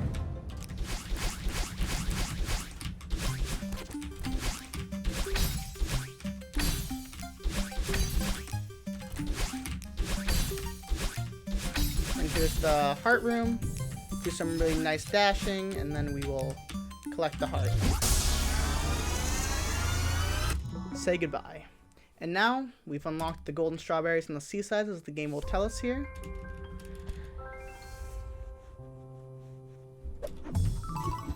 But we're gonna go into Farewell. This is the newest chapter added to the game. It's a free DLC that was added as the game's like final edition, hence why it's called Farewell. This chapter is really interesting. It's about 20 minutes long. It has one collectible in it. So for the most part, it's going to look like an any % Farewell run until the last about 3 minutes. But yeah, this chapter features a lot of cool elements. One, it features the like double dash crystal, where naturally in this chapter we only have one dash, but if we hit the pink crystals, we actually temporarily gain 2 dashes. We kind of store an extra dash. Very cool mechanic. We also will see later on, we will have jellyfish, but that won't be for a minute. And we'll also have pufferfish. And this chapter's aesthetic is just generally cool. While Farewell is technically only an A side, the level kind of incorporates A side, B sides, and C side elements into it. For right now, we're kind of in the A side difficulty section of the chapter. Once we get to about 5 minutes in, we enter the C side, or the B side kind of part of the level, where we have B side difficulty. And the last screen is about 2 minutes long and is considered C side level difficulty. Of course, I haven't gotten to the C sides yet, so you might not know what I mean, but...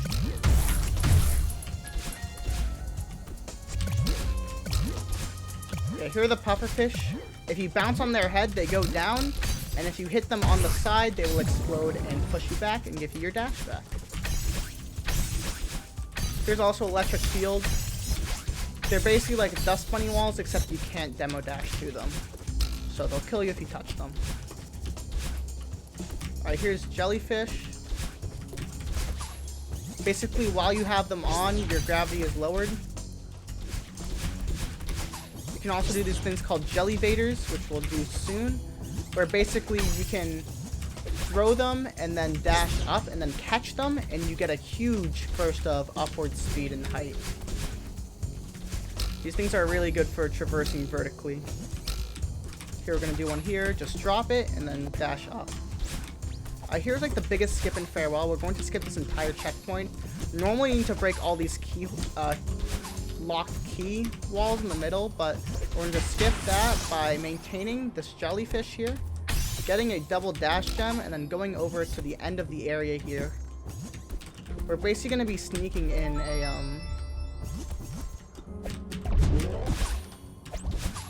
up dash here with this jellyfish. It's very nicely done first try. If you mess that trick up, you usually lose about 30 seconds because you have to go get a new jellyfish and get your double dash crystal again. So thankfully, first try was the charm.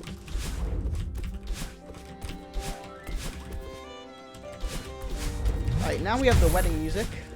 And this is the remembered part of the chapter. The checkpoint is called Remembered. Just for clarification, that's what I refer to it as.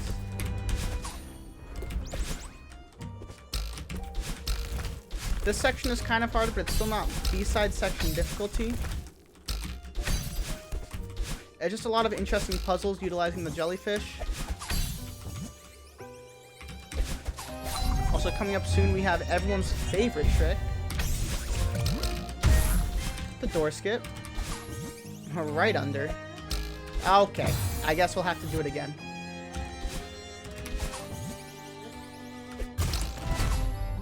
Yeah, the jellyfish can press buttons for you. I guess the third time is the charm for the door skip screen.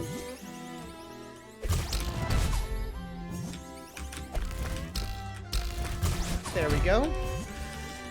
Easier said than done, I suppose. Here's a really hard strat where we just barely are able to bop that jellyfish sitting down at the bottom of the screen. Eek. Didn't get my momentum off of the pufferfish. That's fine. It happened again! Oh no. There we go.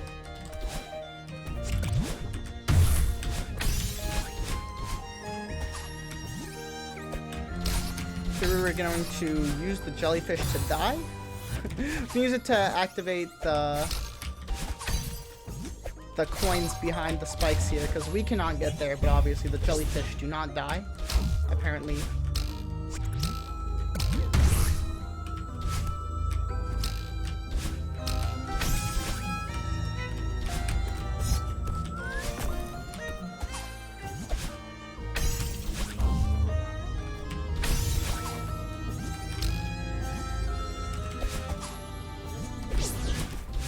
And this is actually a fake heart. That is not a real heart.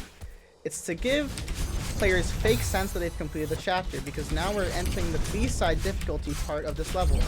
Here, as you can see, there's a heart gate that drops down from the ceiling, which you need 15 hearts to beat. So that means you have to have everything but 4B completed before you go to that part of the game. Obviously, we skipped that because it's intended, and it's faster than waiting for all the hearts to illuminate, even though we do have the hearts.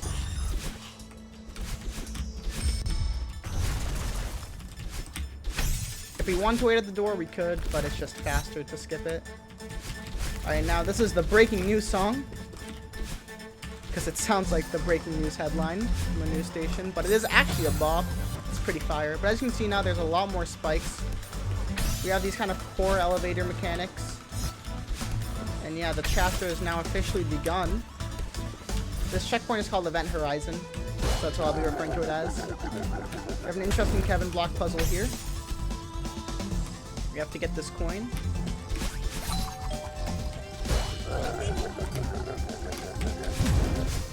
Nicely done. You're gonna notice there are a lot of binos in this chapter. Binoculars, that is. We don't use them because obviously I know what the room looks like. But these rooms are fairly unforgiving. They're really hard and long.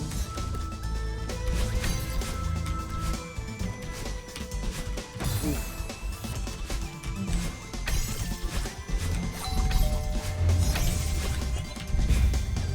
You can kind of see the difficulty spike between the previous minute of gameplay and this section. Just a lot more spikes.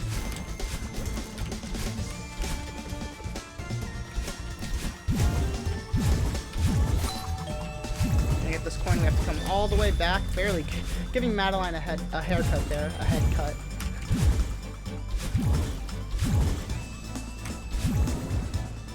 And this room has some pretty precise wall bounces off of this moving block. It's basically an auto-scroller, but a really hard auto-scroller because there are so many. Have I mentioned this chapter has a lot of spikes? Because there are a lot of spikes. We're gonna dash under that cloud.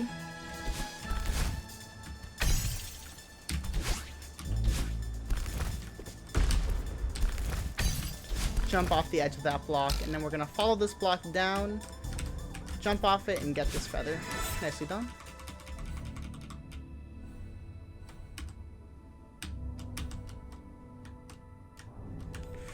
Barely running out of my feather there, but if I die anytime, I'm taken back to the start of this room, which is huge time loss. Thankfully, we did not die. I do not want to showcase that. That's one of the things where you don't lead by example. And now we're in Determination. Determination is another really hard checkpoint. Very movement intensive.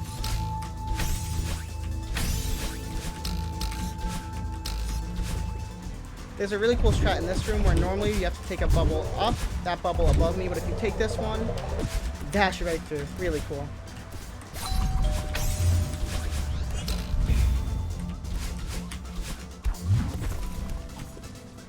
this room we have to get this coin to move the giant gate, and we'll get through. This is a huge falling room that has an interesting cycle. Hopefully if we work things out, all of the starfish will just hop out of the way for us. It's kind of interesting, the ocean theme this level has. Here's a lot of speed, by the way. Think of the jellyfish, the starfish, the pufferfish, lots of fish.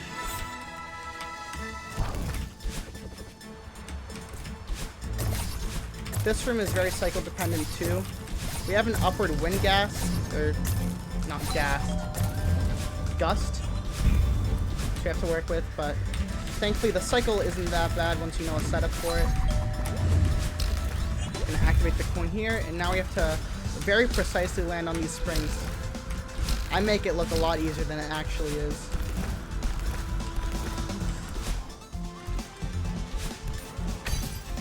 And here we're going to get as much height as we can to make it over these spikes. And I'm going to die, sending me back to the start of the room. Oops. That is not part of the plan. There's a checkpoint you can get over there, but obviously it is slower to take checkpoints. You do it like a man, because we have to barely fit through these gaps here. Not happening, I guess. Okay.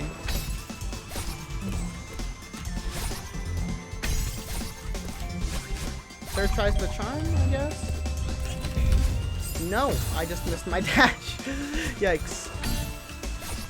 This chapter is really hard, to be fair. It's not uncommon to get messed up on a couple of rooms, but it's just disappointing.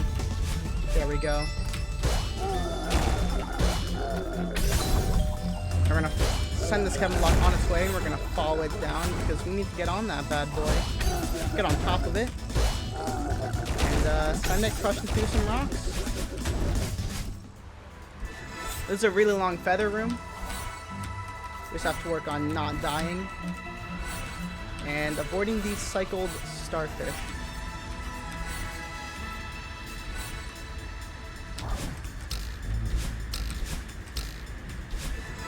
That should do fine. Coming up next, we're going to what some consider the hardest checkpoint in the game. This is called Stubbornness.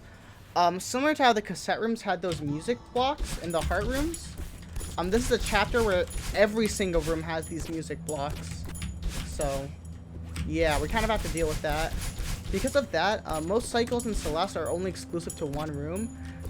But because these function based off of the music timer, it's actually kind of a semi-global cycle. It's kind of weird to explain, and even I don't understand it too well, but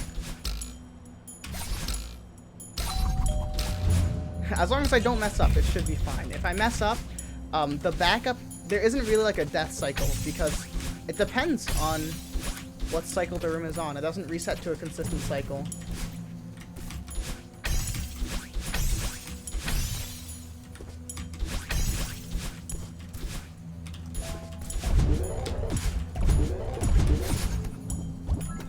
We're making good work here. There's only this last room which has the hardest strat in the game. It's called Kevin Cycle, named after one of the developers, Kevin, because he actually found this strat. Shoutouts to Kevin.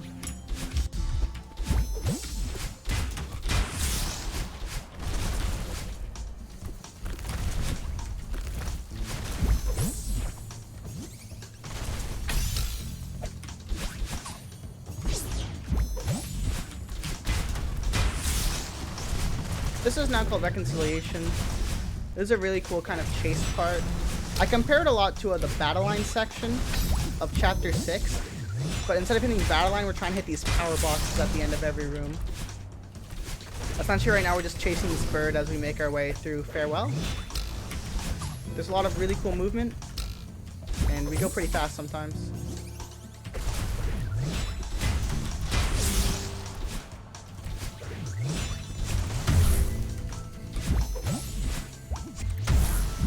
Yeah, these moving electrical fields are very daunting, but again, fairly confident cycles.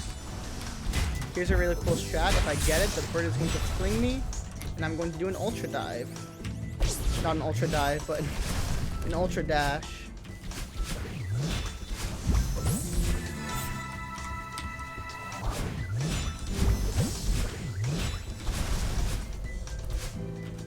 Here I'm gonna barely squeeze in the small holes in these electrical fields.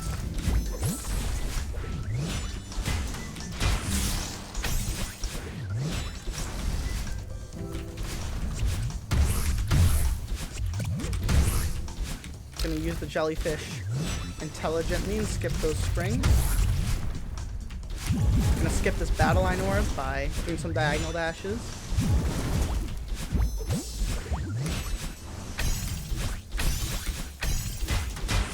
This next one, there's a really cool cycle that I can get off of entry. Hopefully I get this. I'm gonna go over that electrical field, barely scrape by that gem, and then double dash.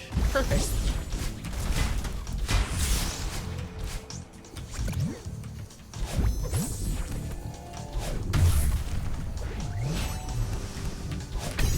This room is kind of on a global cycle for a strat we do at the end.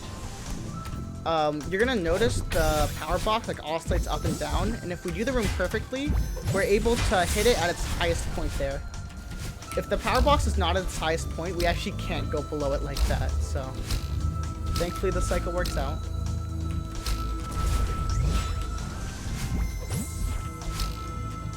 Alright, this room we're kind of gonna do something really cheeky. Barely avoid that electrical field that would cause us to go all the way back to the start of the room, because these rooms are getting really long if you can't tell. Oh no, just a death like that is around 10 seconds. It's really annoying. This room is just a lot of movement, but it's very punishing if you die.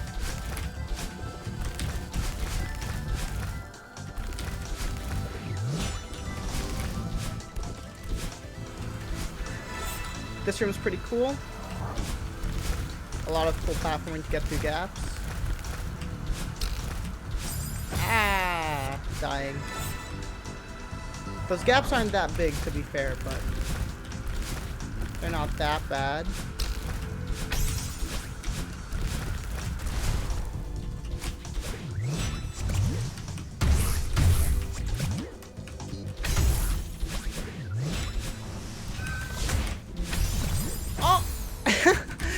I tried to do a strat there where I skip hitting the bird again, but there we go. We're hitting the battle line orb, I should say. It's quite hard, and I messed it up in a very peculiar way the first time. Instead of exploding off the fish, I actually just bounced off the fish.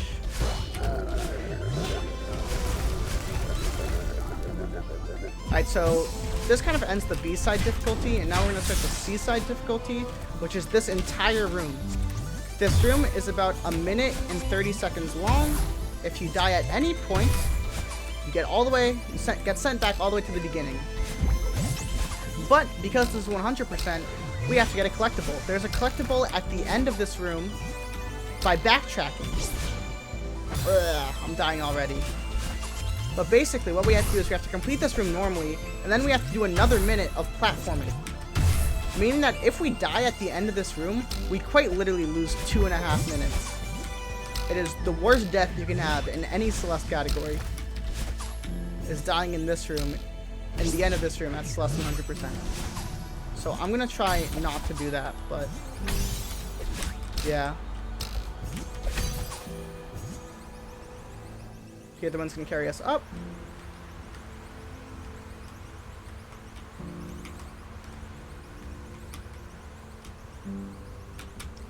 And I'm dead already. Nice. I'm trying to go for a cycle, but I'm on death cycle, so it doesn't work out. Kind of sad. This farewell is going subpar. It's really one of the cooler chapters, but again, it has a lot of hard things. I got stuck on a couple of rooms. And heck, I'm still not past this room, so I shouldn't say anything. Because this is the room that can most easily roadblock you. If you get a mental block on this room, it's really hard to recover.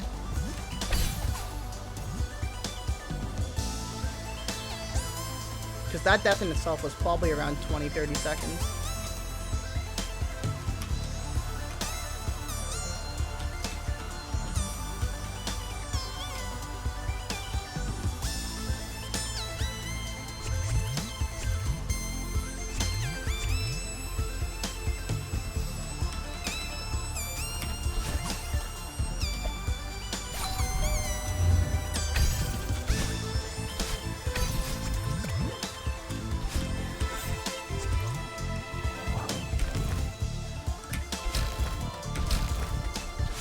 so here we're gonna get to the power box. Ooh, almost died again there. We can get to the power box. Instead of going right, that would normally end the chapter. We're going to go to the left and start platforming. Because we have to get the Moonberry. The Moonberry is the only collectible in Farewell.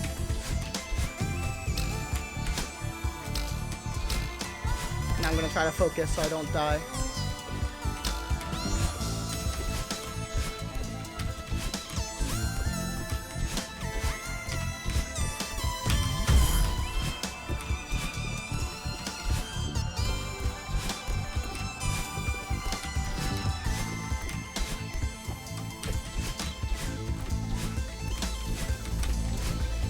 Alright, phew, we can breathe easy now because there's now a checkpoint at that area.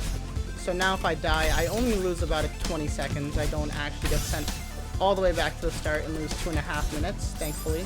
That you'll see right here. Boom, checkpoint. Thank God.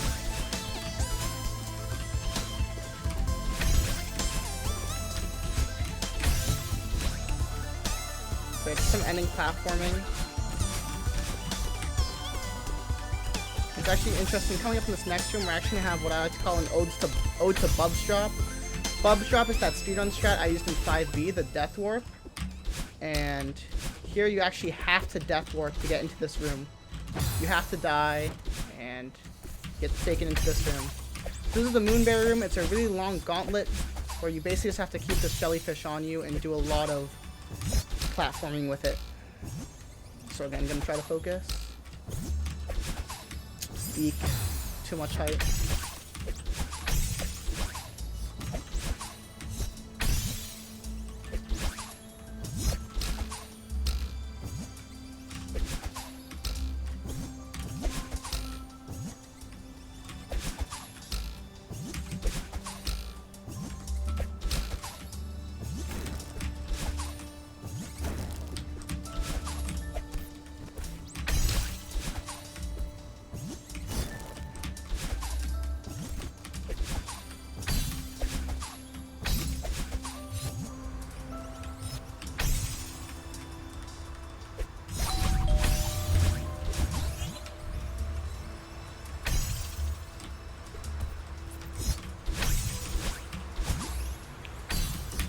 Alright, there we go. Now we just have a soothing ride to the top, and we will collect the Moonberry.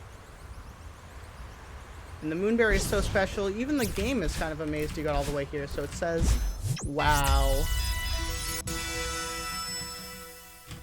And that's Farewell. That, for me that was a really bad split. I ended up losing about 3 minutes over my PB, but that is fine. It definitely happens. Farewell is a hard chapter like that, so 1 out of 0. Now all we have left is the seasides. These seasides are extremely hard but extremely short versions of each chapter. We start at 1C. You can technically do them in any order you want, just core C has to come last. Yeah, just really tight dashes through here.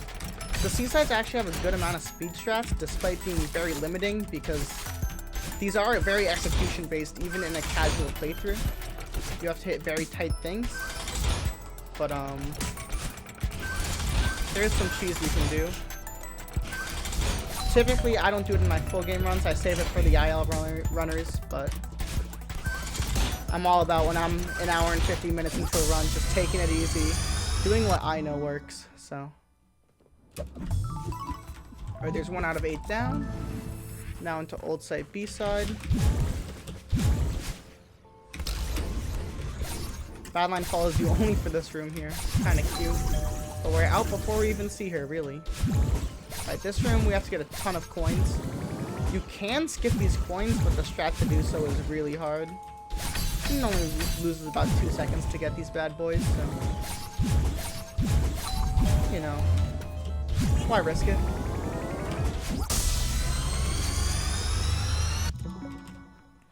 Alright, now we're at 2 out of 8. Celestial Resort C is pretty brutal just because, similar to Chapter 3 Fashion, it has a lot of cycles, and these cycles are really annoying, but, you know, When you do this chapter a lot, you get used to the cycles.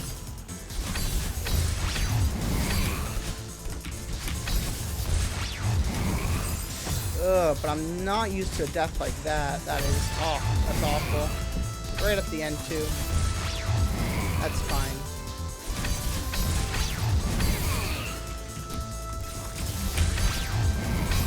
Right, there we go. Now here we actually have to wait for Oshiro. We have to bop him so we get an extra dash to reach that coin. Now we have to bop him again to get our dash back. We just barely hit that heart. Nicely done. 3 out of 8. I've been talking for a little bit too much. 3 out of 8 done. Now we're going to the Golden Ridge Seaside. This level's kind of cute.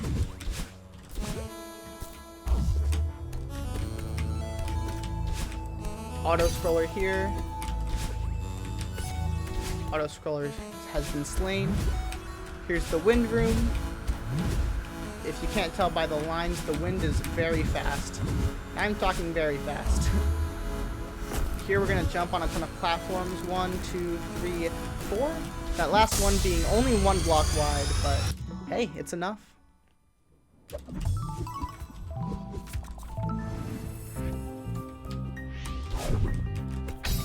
Now 5C.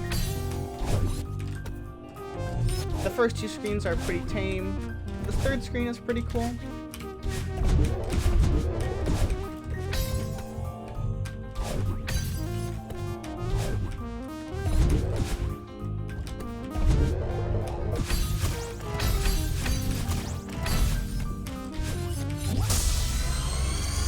Not bad, not bad. Just cruising right through these. Only 3 more to go. These ones are 6, 7, and 8 are typically the harder ones though. And I start with a death on 16, just proving my point, proving my point.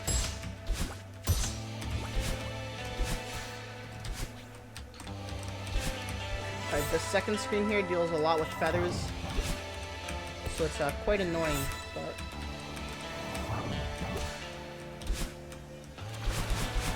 just like that, make our way through. Here we have to navigate this Kevin block to the bottom of the screen, which I already messed up. Fine, then we can just retry. We lose a relatively small amount of time. Hit it just particularly so it's down here. And now we're going to use the speed from the Kevin block to make our way over here.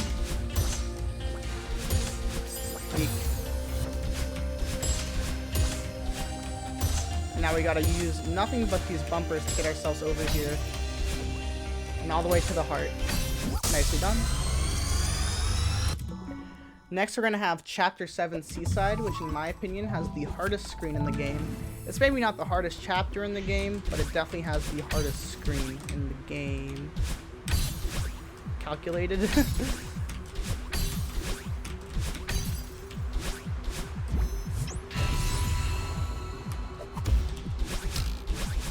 so it's not this screen, but the screen after this one, the last screen.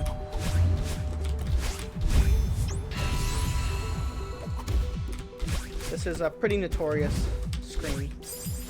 And I start off with a death. Nice.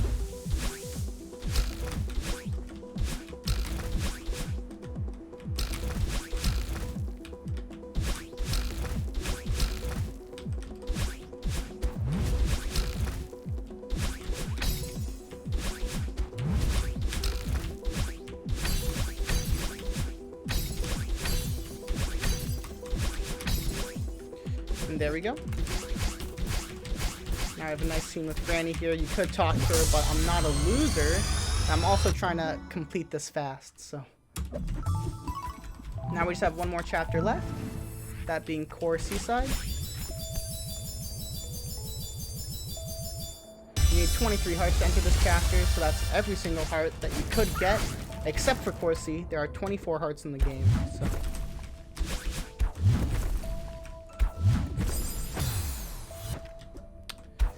Try to work with the core blocks here. These aren't always the most cooperative mechanic, but they work sometimes. Now we have the last room in the run. This thing is very long, so we'll end with a heart.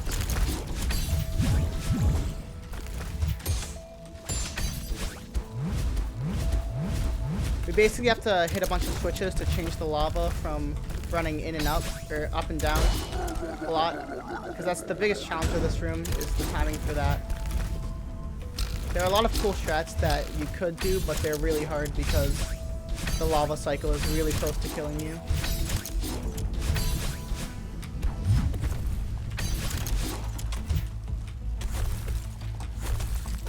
Alright, we're almost done here. Just about. And that'll be time right now. GG. That is Celeste 100%. Not that bad of a run. I screwed up farewell pretty hard, but other than that, it's you know, it's okay, about average. And I don't know if I have a lot of notes to say because I've been talking a lot, but yeah, this run is really cool. Also, my file name is not appropriate for a submission, but oops. That's what happens when you let Twitch chat in control of your file names. Anyways, I'd really like to show this off on GDQ. I think it'd be a really good run that the crowd could get into. And even throughout all of that, 129 deaths is a lot of deaths, so it's not invincible. I usually go for sub 100 on the average run, but this run was a little above average. Hear all the hearts names, but yeah.